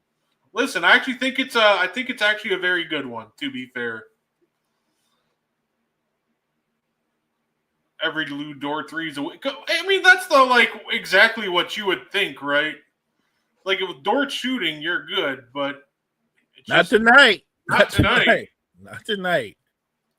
Occasionally, you see they really like shaky shooters get hot, and it's always a sight to behold.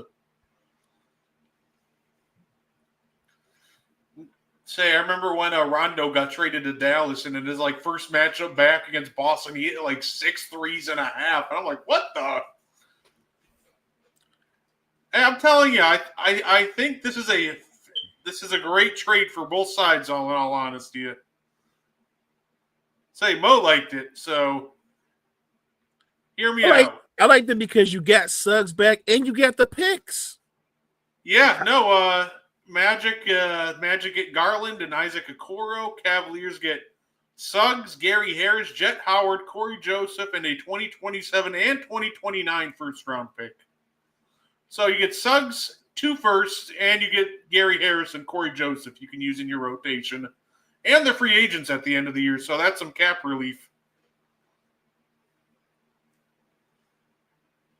Say the only guy under contract and that for multiple years is obviously Suggs and Jet Howard, but $5 million a year, that's okay.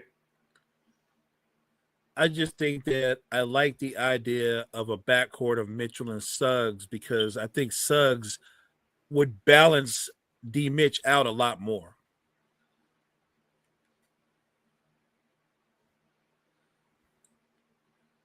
I'm glad you like it. See, occasionally I can cook up something halfway decent.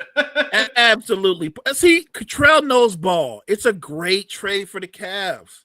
I really think and I think it's a good trade for by the Magic too. I don't think it's as lopsided as some think it is.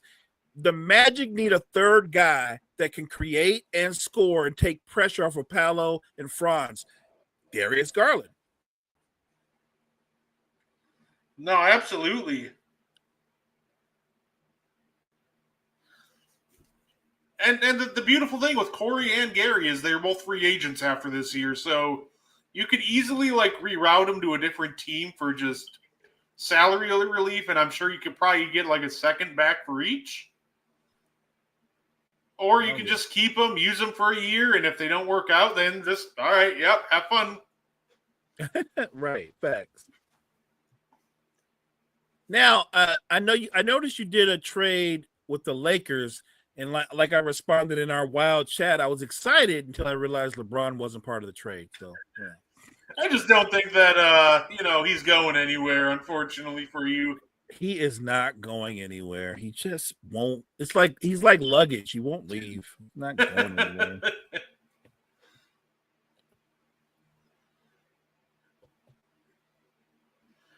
No, yeah, and I think the only guy who. I think the guys I could see moving from the Lakers is obviously Rui. I think he would need to go in a trade for salary. For sure. Dort. That was okay. Hartenstein. But say Dort and not Dort. Rui and Connect. Connect just never looked the same after he was involved in that Hornets trade and. Can you blame him? Can you blame him? I guess the real question is, say, obviously my idea was trade. Oh, good pass by Ihart. Okay. Oh, that was a fantastic pass. Ooh. It was nice. Yeah, I think the obvious move for them is the center, unless you can convince Brooklyn to. It's funny because, unless you can convince them to, flip Rui for Cam Johnson.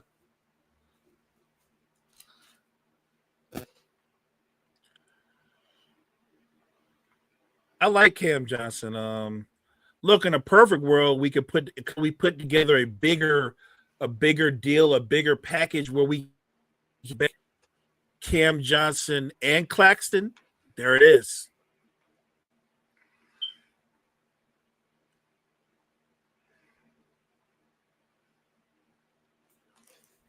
Now I'm just kind of curious. I'm curious if that trade is even possible for the Lakers.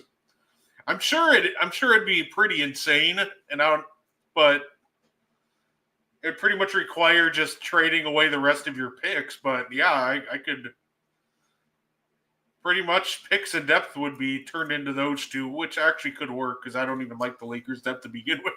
Right. And look, if you know LeBron's not going anywhere and Luka's obviously your future, I don't think those picks hold much value right now today. They're trying to turn around and be competitors right now. So I don't value them like that. If we're going to make a run, then make a move like that and give up those picks.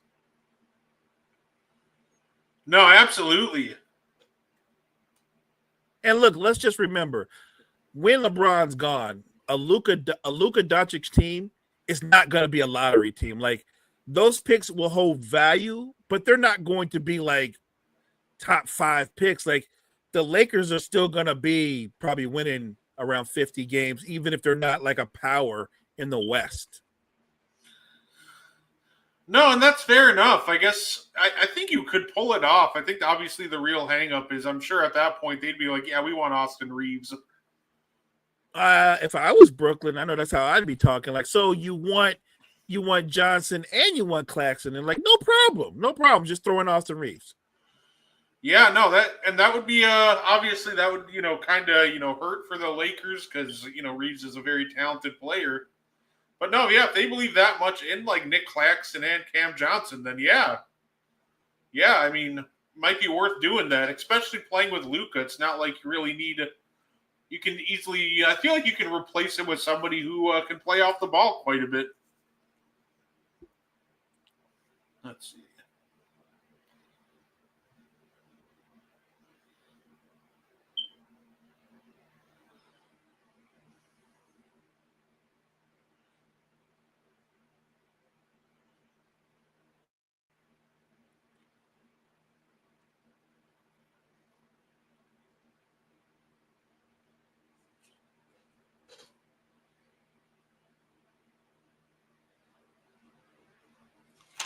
All right. Well, they tried. So the call is upheld. iHeart's still complaining about it. I love it. Which doesn't surprise me. I need the Pacers to make one really good run, and really make. I mean, and they're still attached enough that if they can make a run, this could get interesting. And like they're a free throw away from this thing being a 9-point game. Like, that's wild to me. Right. It feels like they're down 20. No, absolutely.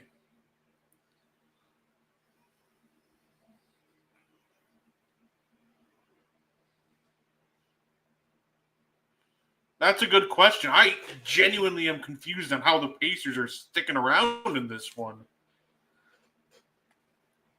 They just won't go away.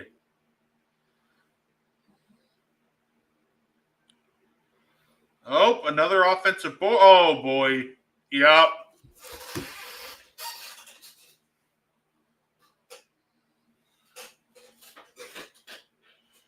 Oh, that's going to the corner.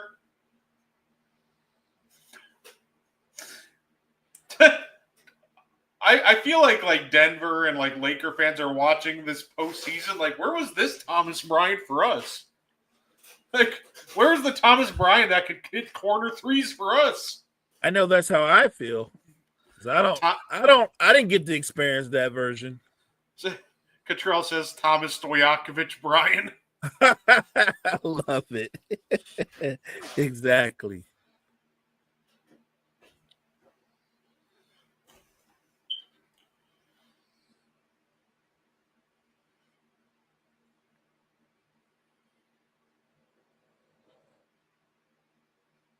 Great no call, by the way. I do love the refs for not falling for that.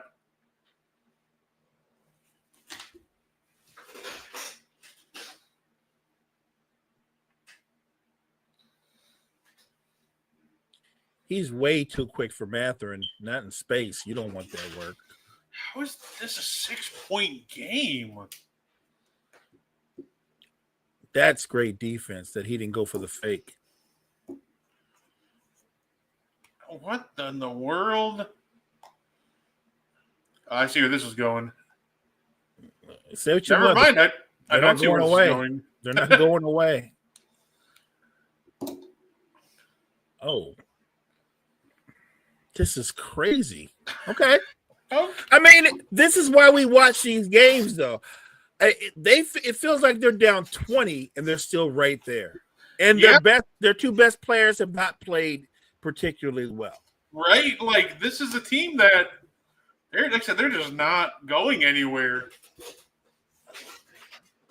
Yeah, if I'm Indiana, I'm hyped because, this is a team that in the fourth quarter makes magic happen. Right. And you had a rough game with the turnovers, but you kept it within striking distance. So The fact that they've kept it within striking distance, I think that says something about because of how the game feels, Brett. But if we're really paying attention, Indiana's defense has actually been pretty solid. If you want to complain and nitpick, you can say they haven't done a good job on Lou Dort. But I would push back and go, they got the guy they wanted to shoot the ball time and time again. This guy just hasn't missed. no, and it's funny. Like, I actually think the Pacers' transition defense has been excellent this game. I think that's a big reason they're still in this game. Yeah. Like, they're getting back and they're defending, and they just keep kind of shooting themselves in the foot. And there's not really much you can do against this Thunder team. At the end of the day, like, you have to pick your poison. If Lou Dort's going to have a legacy game on you, at that point, you just tip your cap to them and be like, oh, good job. This is going to be the game that Lou Dort and his agent used to renegotiate. He's playing highlights of this in the game in the background. Matter of fact, he might send this highlight reel out to other teams and go, you don't want this guy's services? Like, this is Lou Dort.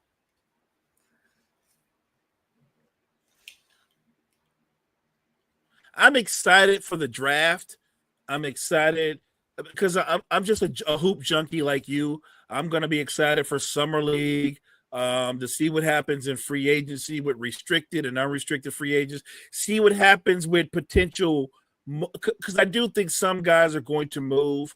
If somebody asks me the under or over that Giannis moves, I'm actually going to take the under. I don't think he moves. Yeah, no, I don't think so either. I don't think he moves at all.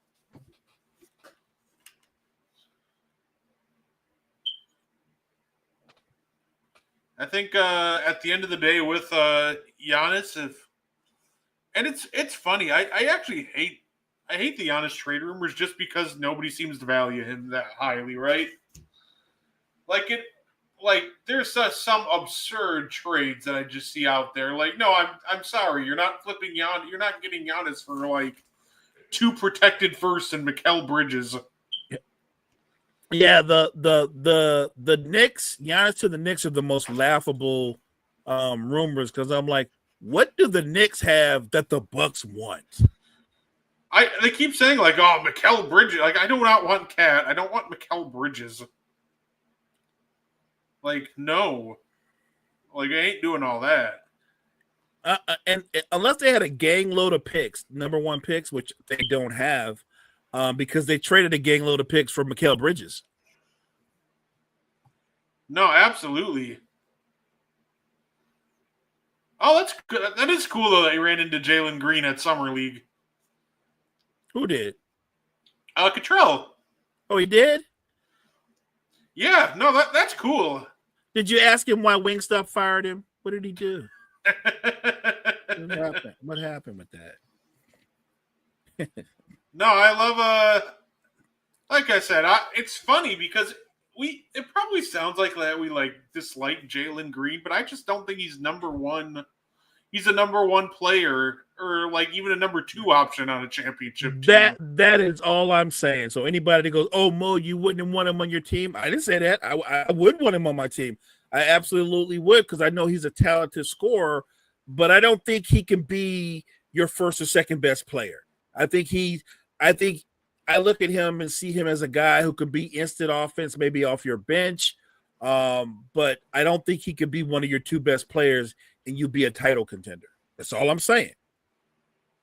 By the way, there's a long list of guys that are really good that are on that list. So I don't want you to think I'm not singling him out, because that would also apply to a guy like Zach LaVine, who I think I'm not a big Zach LaVine fan, but he is better than Jalen Green.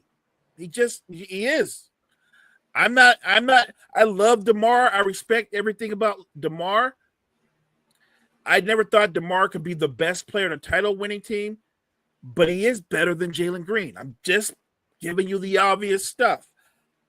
If Houston is going to take a step forward, they're going to go out and get a closer. I'm not saying they're going to trade Jalen Green, but they're going to trade somebody because they need a closer, and it's not him. By the way, nice little Gortat screen there by iHeart. Glad to see Centers keeping that alive. I still love that everybody refers to it as the Gortat screen. Shout out Polish Hammer. The Polish Hammer. I've heard that in a long time. No, absolutely. By the way, the Ringer came out with their top 100, and that's where Embiid was 84th. 84th. Their top 10 is interesting too. Oh, Matherin. I thought he was going to try to just throw it down. But their top 10 is 1, Nikola Jokic, 2, NBA, Okay. 3, Giannis, and I'll take those three in any individual order from the top 3. So far, so good. 4, Luka Doncic. Okay. 5, Steph Curry. Okay. I think this is where it gets interesting. Number 6, Anthony Edwards. Yeah, that was my first thought too. And even at 7, right? And yeah, at 7 they have Tyrese Halliburton, and I said that he'd be like a fringe top 10 player, but I don't think that he's cracking the top 10. Actually, I think at best you could say he's 10, but I like him at like 11 or 12. I think he's just outside in that 11 to 15 area. I like Hallie just knocking on the door. But by the way, when I say he's knocking on the door, I'm saying that depending on what the Pacers do going forward into next season, he could kick the door in. Yeah, I think he's just got to learn to be a little more aggressive at the end of the day. It's funny because that feels like it's his big weakness, because I think his defense improved a lot throughout the year, and obviously he's a very efficient shooter and playmaker. Like this man, his biggest issue is just at the end of the day he just doesn't know when to turn it on half the time. He waits until like the last 2 minutes to turn it on. It's like, dude, but you should have been doing this much sooner.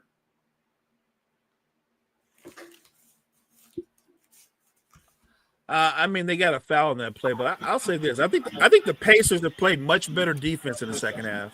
What's up, Dante? What up, y'all? How y'all doing? Coach, what's up, man? What up, man? My bad. I was at basketball practice. No, you're good. Tonight, so I just figured I'd hop in the fourth quarter. Oh, fair enough. We're still amazed that the Pacers are still in this game. Yep. Despite having 20-some turnovers, they still in the game. That's crazy. That's crazy.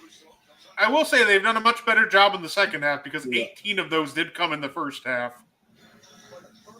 So the fact that they're still only at 20 right now is actually pretty good. Yeah. Oh.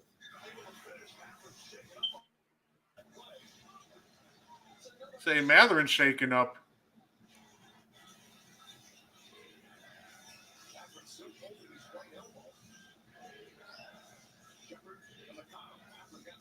I think Matherin hurt. Man. He don't look good. No, yeah,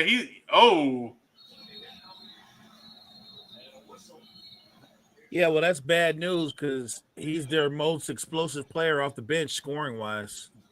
Yep. Oh, it's a foul on the Thunder. What?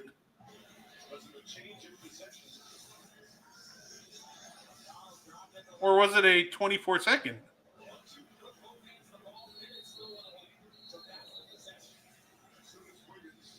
Oh. Now they got a new possession. Yeah, they reset the clock. That was it. No, okay. They gave him a new possession. Ah. That was good defense by the Thunder too. Oh, Mathurin got to make that. He missed the layup. you know what? Although, like, listen, if they keep this game close, if you're the Pacers, though, at the same time, you got to be somewhat. I think the one takeaway is this game. It almost feels like you can see the path for them to compete with the Thunder. Yeah, but all of them mistakes, look, all of them turnovers and mistakes, you can't do that against the Thunder, man. They too good. Like, even if the Thunder not shooting well, man, like I say, man, they're stopping you on the offensive end. They forcing turnovers and stuff, even if when they're not shooting well. They just too good, man. They just know how to stop you and slow the game down. And against a good offensive team like Indiana, make them play half court, make them take tough shots, don't give them any easy looks, force them to turn the ball over, and that's what the Thunder are doing. It's awful inbound by McConnell. You can't actually yell at McConnell. He threw that like 3 feet past Thomas Bryant. Like, that was bad. And here comes and just like that, now the lead is like ballooned. 15. Yeah. It's 15. Yep. But again, you can't have 24 turnovers, not against this team. 24 turnovers, that's too much. And saying when the Thunder leave you open, you just got to hit your shots. They missed quite a few easy looks this game. But the Thunder make you look like that. They make you look that bad. They make you want to say. They make you want to question your front office. Say, what do we need next? Like they did Minnesota. we saying like what the Minnesota. Now you question. You saw Minnesota question yourself. Like, what do we need? Do we need to try to bring Julius Randle back? Well, you know you might not bring Naz Reid back because he gonna want some money. He gonna get paid. He gonna draw interest by other teams.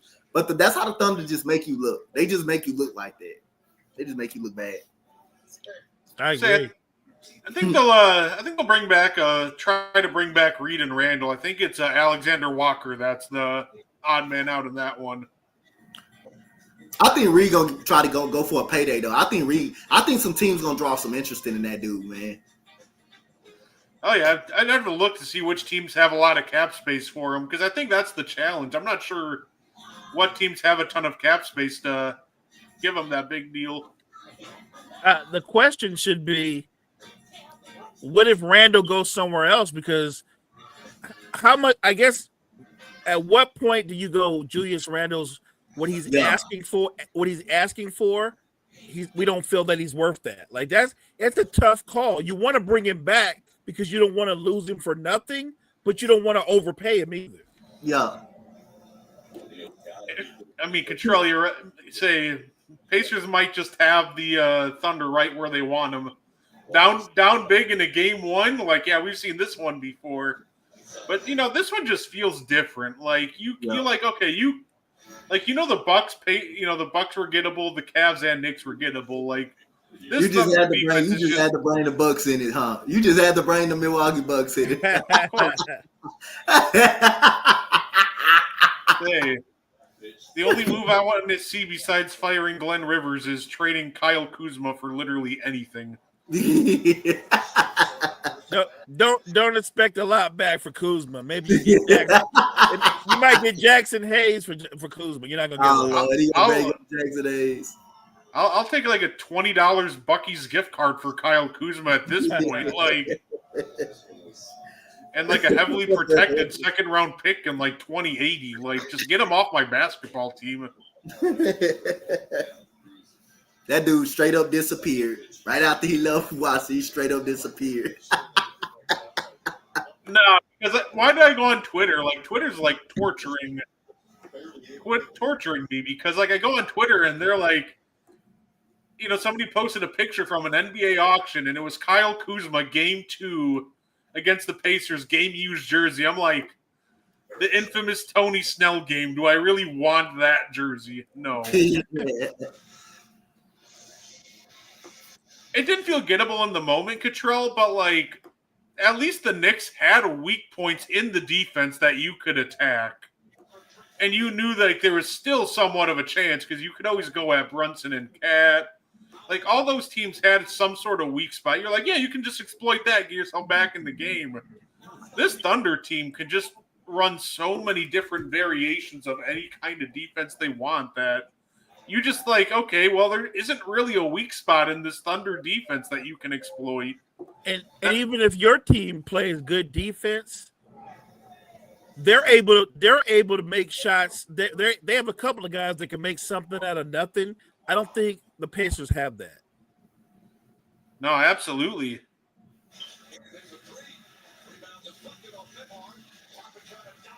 But yeah, no, still only a 12-point game, so 9 minutes to go.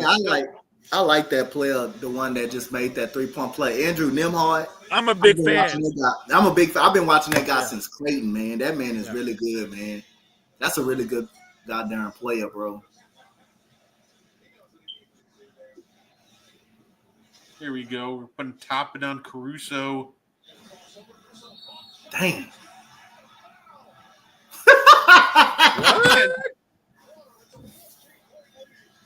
What? This feels like it could be such a great, like, oh, this game would be so close if the turnover differential wasn't 24-7. Yep. Yeah, you can't. Yeah, you just straight up shoulder checked them. Because other than that, the Pacers are neck to neck with them. They can score. They can score the basketball. And that's the thing. Like, it feels like they're actually defending very well, and like this almost feels even. If they can come into game 2 and protect the basketball, like it could be a very fun game too. And even this one still has the chance to be very entertaining down the stretch here. When he hit him, that looked like a wrestling finishing move. He looked like Gilbert. Good hit, Obi. 11-point game. Woo. I remember when he used to couldn't shoot at all. Right. Obi Toppin used to couldn't shoot nothing at all. Yeah. Like nothing.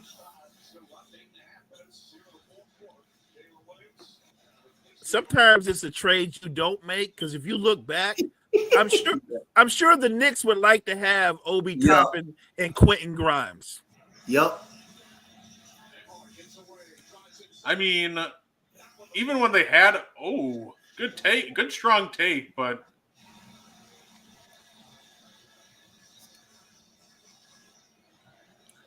man, he don't look like it, but Nembhard is a dog. Man, he's a dog. That kid is nice, man. I love that kid. Love Nembhard. I think these OKC guards too are so like half of them are so good at rim protection because they like can absorb contact like nobody else. Wow, I like it. They fighting. The Pacers like that. They fight. 8-point game. Miles Turner. They can shoot that ball, man. Them Pacers can shoot that ball, man. I forgot Miles Turner was playing. He hadn't done nothing all night. Alrighty. Coach, we've been playing a fun little game all night. I drew up some fun little little trade packages, and the game was just simply called, you be the GM. Okay. So the first one is you're the GM of the Lakers. I'm the Nets. I'm calling you, and I'm offering you Nick Claxton, and in return, I get Rui Hachimura, Maxi Kleber, a 2028 first-round pick swap, and the 2031 first unprotected.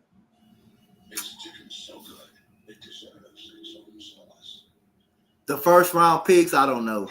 Not for. I don't think. What you giving from the Nets again? What was the Nets? What you giving from the Nets again? You're getting Nick Claxton for Rui and Maxi Kleber, both on expiring contracts. The 2028 first is a pick swap, and then the 2031 first is unprotected. I'm not giving them no first round picks for no Nick Claxton. I'm not doing that. I don't think Nick Claxton is worth any first round picks. If it was a middle of first round pick, then I'll probably do it. But you giving up basically 2 first round picks for him? Nah, I'm not doing it. I'm not doing that. All right, now fair enough. Second one we have. This is playing off the latest rumors of the Spurs becoming interested in Kevin Durant. So the trade that I proposed was the Spurs do indeed get Kevin Durant. In return, they get Devin Vassell, Harrison Barnes, Jeremy Shohan, and the 14th pick in this year's draft. So 2 expiring contracts and a lottery pick with Devin Vassell coming back. I'm doing it because you're trying to win now. You're getting Kevin Durant, you got Wemby, you got De'Aaron Fox. You do that move because you're trying to win. That's the win now. Trying to move. You do it. You do it. You do it. And with this trade, you still have the number 2 pick in the draft. Yeah, you do it. You do the move. You do it. You make the move. It's interesting because Mo had the opposite answers for both of the first 2 trades. He said he would do the Claxton trade, but wouldn't do the Durant trade. I think that people still think that Kevin Durant is the Kevin Durant from Golden State, and he's not. I still think he can get you 26, at least 26. I still think he can do that. I think he can get you 26, but he's older, he's more guardable. He doesn't do much on defense now. I don't think I would rent Kevin Durant for 2 years. He's 37. I don't think that I would do that. I don't need that. If I'm San Antonio and I want to win right now, and I've got the number 2 pick, I've already got De'Aaron Fox, Stephen Castle, Darren Vassell, and Wemby, and I've got the number 2 pick. I'm gonna go out and get a younger, more established star if I'm trying to win now. But I'm not giving anything away for a 37-year-old player. And the only reason I say I do it, but even though at 37, Kevin Durant still can get you 26, and then you may not need Kevin Durant to play at his best when you have Wemby and De'Aaron Fox on the same team. But again, I can see why you probably don't make that move because Wemby hasn't been healthy, hasn't really been a healthy player pretty much. And De'Aaron Fox, he's a very good player. He's a very good player, but he also have his limitations. So I see why you don't do it as well. But I think Kevin Durant still can be effective. It just like I said, I don't think if you just put him on a team where you don't have to do a lot, then I think they will be fine. Maybe that's what my problem is. I think it's situational. I think Kevin Durant has more value on the Rockets than he does on the Spurs. I think that's why if I had a choice to pick Giannis or Kevin Durant, I go with Kevin Durant because I think he fits the Rockets more. When Giannis, he needs shooters around him. He needs some shooters around him to be effective.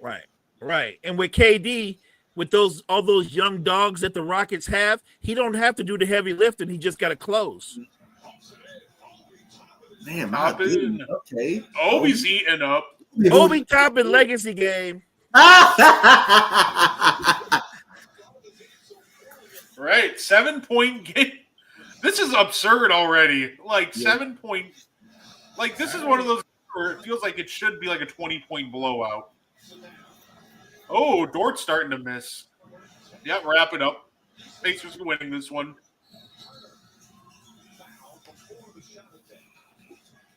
Foul on the floor. Okay.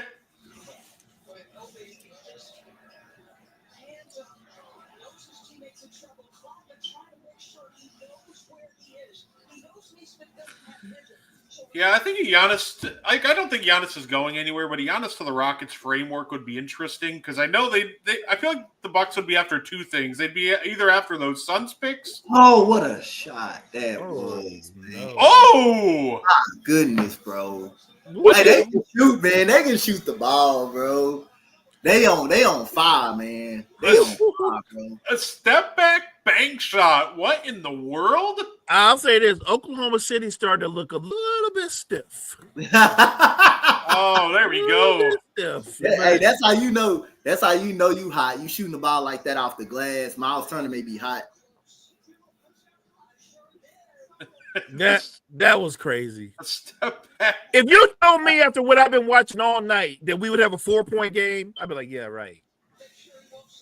Normally this game should have been at least a 30-point whooping right now on turnovers. Facts, coach. Facts. It just shows how good this Indy offense is. Most offenses, this would have buried them, but look at my guy Nembhard push. He pushed SGA. Nembhard's a dog. Dog, man. He went right over there and shoved him on purpose. He's a dog. But I know you wish the I like Lakers had one of them, huh? Somebody We like need- that, Yeah, we need like 3 of those. huh?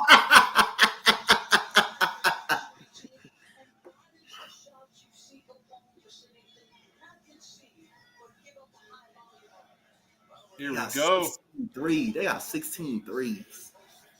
16 of 34. Yeah, they're shooting well from deep. Good pick and roll. Good pick and pop. Okay. Heating up. He got 15. Turner heating up. There you go.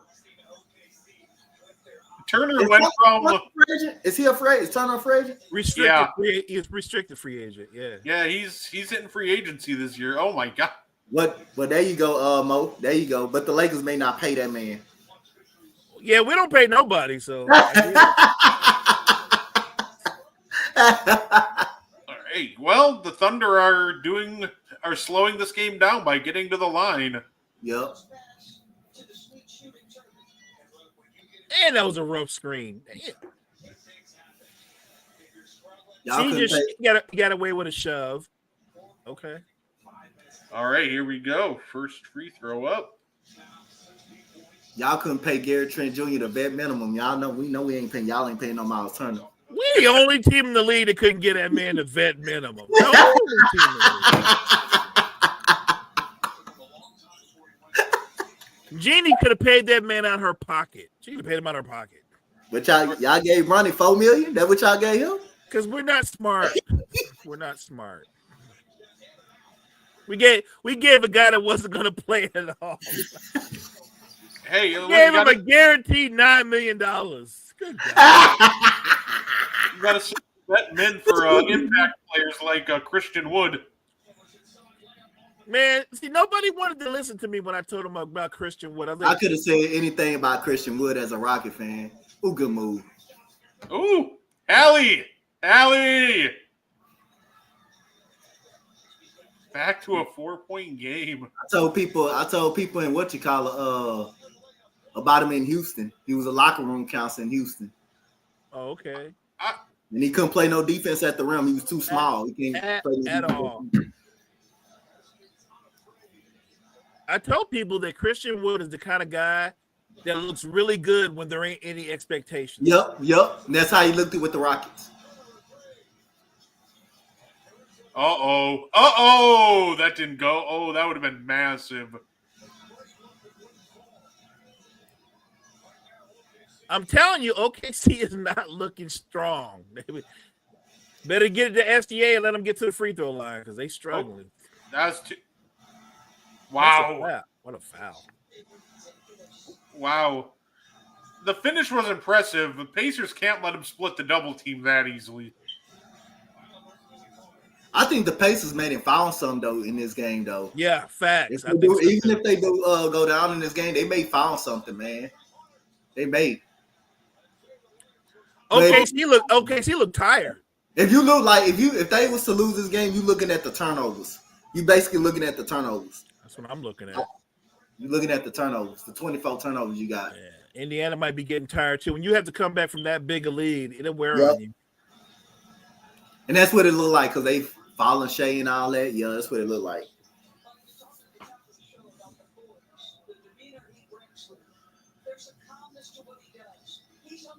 You got to get the ball out of Alexander's hands. Can't let him split a double team. You got to get the ball away from him.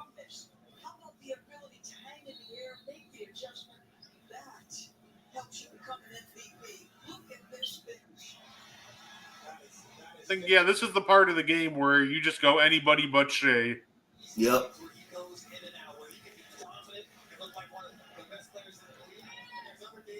But show it though. Look at that.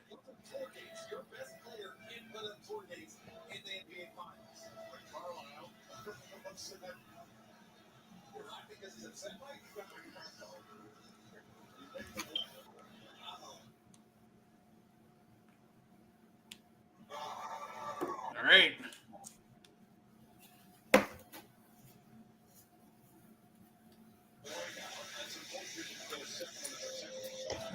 No, I say, yeah, even if the Pacers run out of gas here and lose game one, like, They got to feel somewhat like You confident. got to feel with the way this somewhat game good, ended. man. You got to feel someone good, man. 24 turnovers, most against OKC team that's deep like this. You'll be getting whooped by 30, by more than 30. I agree. Yeah, they're lucky they in this game. They in this game because of their 3-point shooting. Yep. If I'm Rick Carlisle, I'm feeling. Yeah. You don't want to lose, but I think we found something. I think we found something. Yep. And say the second half of this game, they've only had like 5 turnovers, so they know they can protect the ball. Couldn't get it to go, but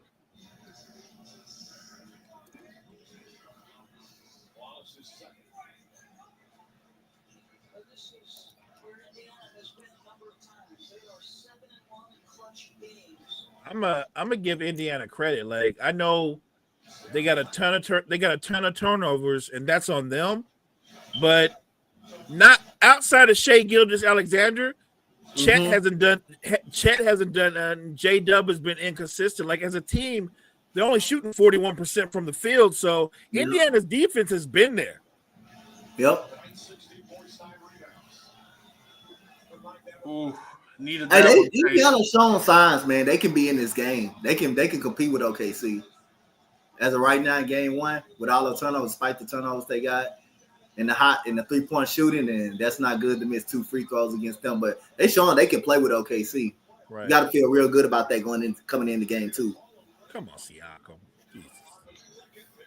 Look at both. What? A lane violation? Come on, Siakam. Come on, man. He's going to get a third chance because they actually called a lane violation. You don't see that very often. Probably missed this one too. Oh my gosh! When's the last time they've even called the like? It's so funny with like how many games there are, every year, and how many lane violations there are. They never call that. Okay. Look at them! Look at them Thunder fans. They want every call.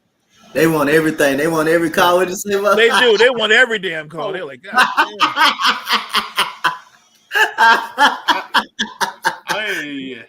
Bullshit. They want every call. I'm just stunned that they actually called a lane violation.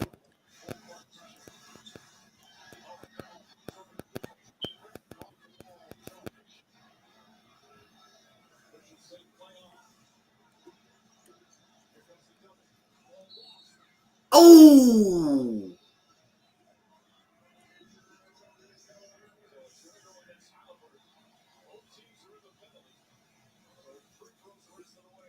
All right, well.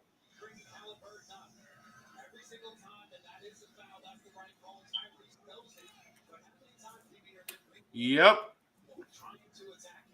Yeah, that's a foul. Yeah, that just got straight arm.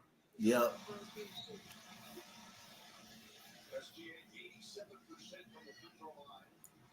Man, the additions of Hartenstein and Caruso definitely helped this team out, man. They gave him an edge. Edge.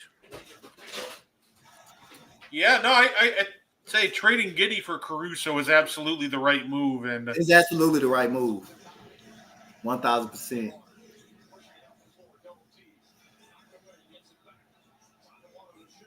Oh. Woo! They still got it. It's still in it. Oh my gosh. Don't let that dude get started. Don't let Neesmith. I love Neesmith. Let's go. Uh-oh. They still in it. They ain't got on the pot. They ain't up out of there. They not up out of there mode. They not done yet. They're showing no quit, and you love this that. game should be over, but it's not. It should be over in the first half. Oh, chance to cut it to 3? Yep. What? Big stop right there. Need to get a stop here. Got to get a stop if you're OKC. You don't want to let these floodgates start to open. Ooh. Oh, look at my favorite player. No. There you go, Nimrod. There you go. What is happening? What are we witnessing right now? Did he just take Shea off the dribble on the step back? Just took him off the dribble. Oh my goodness! This is an Uh-oh. avalanche. Oh, We need to trade for Nimhard. We need Nimhard. that I keep telling people Nimhard is a dog. I've been watching that man since Creighton, man. That man is nice, man. That man is good, man. He is. Point guard. Great point guard. wow! Fantastic! That was great. Great point guard, man. Hell of a point guard. What great defense there by OKC to get that block. Oh, wow. Careful. That's a foul. Oh, Caruso. Oh, Caruso, you got a little too aggressive there. That dude a great point guard, man. Nimhard is just a great. That's good verticality by Lou Dort. That's a straight up block right there. That's hell of a verticality right there. Yeah, that's a good block. No, they are. Most other players are committing a foul right there. That was clean. Say Shea taking it up strong. Bro, you know he fouled him. Hey, the Pacers compete with this team. They compete with OKC now. They're not going away. They're not going away. This does have the feeling of all those game ones against the Bucks and the Knicks and the Cat where like they just cannot put them away. Yep. Can the Thunder close this one out? Oh my heavens.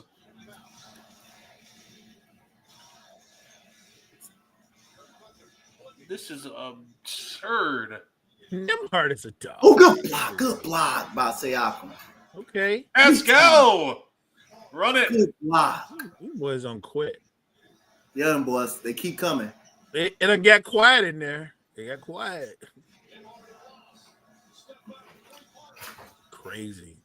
Oh, yes. Oh, here. Oh. Hey. Oh, he got. Oh. Them now trying to win the game now. But we talking about them potentially winning the game with a couple stops. What is happening? What talking is about them winning the game? Man, Yeah, still. man, look, you need to come to play. So OKC have a timeout. I'd consider calling. Ain't nobody else do nothing outside of Shea. Yeah. Who gonna be? You can tell they're scared and they're struggling because they're only giving it to Shea.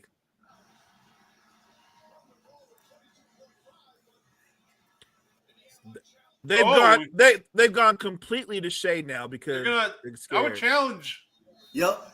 Challenge. Wait a minute. Oh my gosh, that's a foul. That's a foul. What happened on the coronation? Right. Like, that looks like it. Oh, wait a minute. Maybe not. Wait. It may not be a He hit foul. him. From the first angle, he just straight shoulder checked him, but maybe they get him out of reach. But also, nobody had possession. This is huge. This is just absurd. It's 22 seconds left. Rick Carlisle got nothing to lose. You got to give it a shot. You got to make him look at that. You got to hope they call a foul. And if they call a foul, that's free throws, I believe. Oh, that's right. Both teams are in the penalty. To me, it looks like incidental contact. But, yeah. I mean, I'm just saying. Man, losing the game, boy. You talking about them potentially losing the game too. I'm excited now. Look, I think we all made our picks, and I came into this thinking all I know is I want to be wrong. I want this to be a great series. I want it to be a great series. And even with all the turnovers, Indiana is right there. Right now. That's crazy. Right in the game. Even if the Thunder still somehow win this game and win 4-1, just make it a competitive series. Just make it at least a competitive series. That's what I said. And I make think it a competitive series. I think this game, win or lose for Indiana, they put OKC on notice. They put them on notice.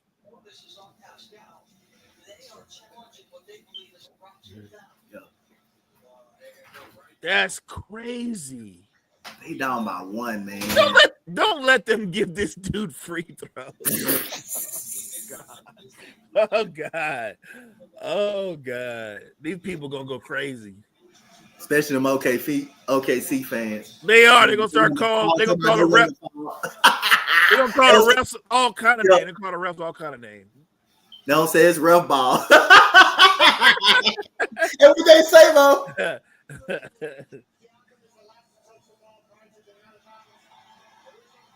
It wasn't no foul. I didn't think it was. I didn't think it was. That's fair.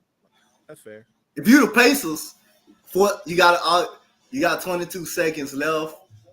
Try to see if you can get a steal because it's still a whole lot of time. Just try to see if you can get a steal. You don't got to foul them right away. You don't have to foul them right away. Try to keep the ball. It's an 8-second difference. Well, yeah, they can play defense. They can get the ball back. They could.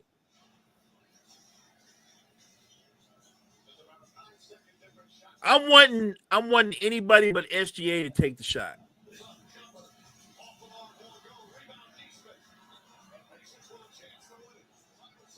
They have a chance. They got a chance, bro. Oh shit! Stop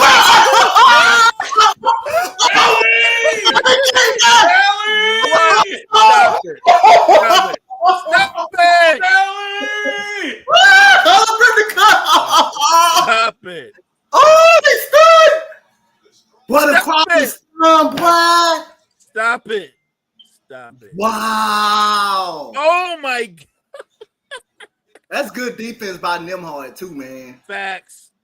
Not letting Shea get to the paint, not fouling. Wow, bro. What? Wow.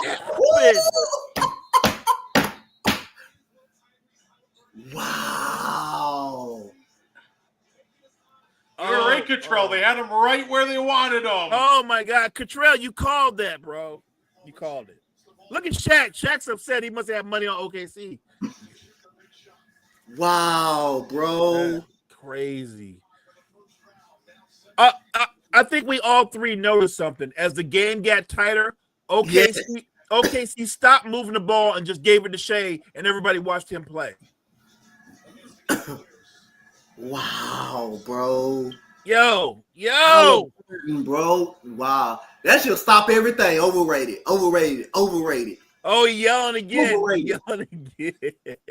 That's crazy, man. Yo, this is crazy. Bro, that's against a good defender in Casey Wallace, too, man. Halliburton is having one of the most amazing runs in NBA history. That is crazy. Halliburton, 3/10 bro. of a second. Yeah, no, just.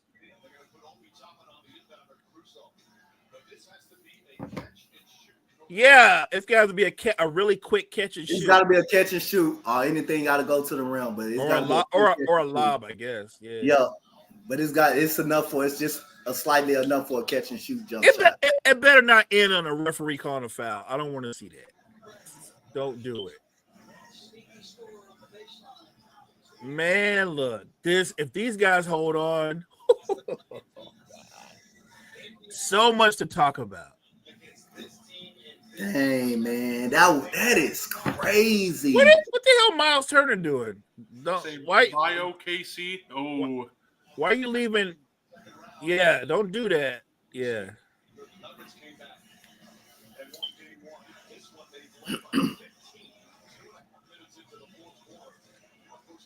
They were going to do a pin down for Jason or for J-Dub. Rick Carlisle smart.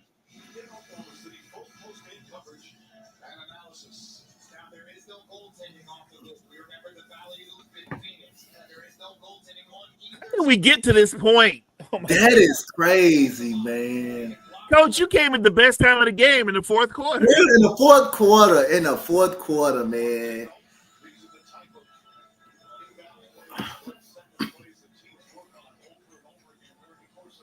Dang. Now people finna start questioning the Thunder. You know them questions finna start coming now. Yeah, you know, that's fair. If they lose, that's fair.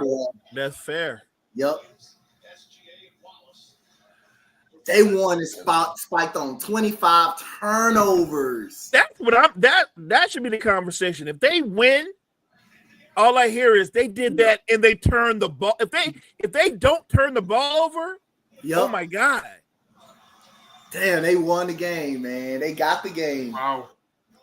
They shocked them, dude. Man, They beat OKC. in OKC, don't too many people beat them in OKC at They all. don't. Hey, and look, Hallie made a big shot, but Nembhard was a dog. Look at Mo. I love Obi that. I love Toppin. that kid. I love Obi that kid. Toppin had a good fourth quarter. He Miles did. Turner- Obi was big. Miles Turner turned it on in the Miles fourth. Turner came to life. Like. So what the conversation will be is what the conversation we had last year and going into these playoffs. I'm not concerned with what SGA will do. The question with Oklahoma City is in big situations, what will J-Dub and Chet do? Yep. And down the stretch, it was nothing but Shea Gilgeous-Alexander and Pacers played great defense on him. They didn't foul. They was very disciplined. And Indiana made shots, man. They made 3-pointers. They were 6 of 8 from downtown, from 3 in the fourth quarter. That's facts. They were very disciplined, and I think it was Yep. easier. It was easier to guard him late because Yep. it was just him. Nobody else, everybody else was just watching him play. They weren't moving the ball anymore. I mean, Nembhard played it. That was a hell of a defensive possession. The final possession of OKC, that was a hell of a defensive possession. Don't let him get to the basket. You know he's going to try to draw a foul. And Nembhard played that smart. He played that smart. Didn't foul. He missed it, and Halliburton took it home. Wow, yeah. What a Pacers did exactly what they needed to. Steal a game in Oklahoma Yeah. City. They stole game one, even more so. So game one. They stayed one. I mean, but to me, when you steal game one in a series that you're a massive underdog, you just flip the whole series. Wow, that was unreal. The finish was amazing. Those last 5 minutes, oh my god. That was crazy. That was crazy.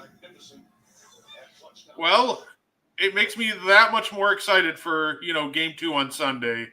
I Yep. am too. Woo! Yo, the internet, the social media is gonna be on fire tonight. He's going to be on fire tonight. Yeah, I say that was our watch along for you guys. And this very well could be the last NBA watch along of the year. Our only other one would be if this series goes to a game 6.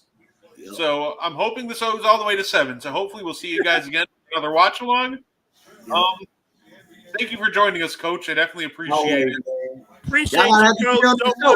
much. Y'all gonna have to get me on the show, man. Y'all gonna have to get me on the show. I'm telling y'all gonna have to get me on, bring me on the actual show. Oh, you want to come on the morning show? You know what? We got the morning show. Me and Brett got N1, Meaty Boys. Tell us what you want to talk about. Wrestling? Doesn't matter. B-ball? Just hit me up. I'm available. Just hit me up. I'm available. All right, we'll hit you up for sure then.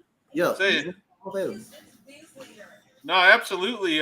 Mo, anything you want to add before we get up on out of here? No, I want to thank everybody in the chat. I want to thank Coach for showing up, especially the best time of the game, the fourth quarter. I mean, you couldn't get better than that. I'm always grateful for you, partner, and thank you guys so much for tuning in. No, absolutely. Thank you everybody for tuning in. We definitely appreciate it, and we hope you guys enjoy the rest of your night. Thank y'all.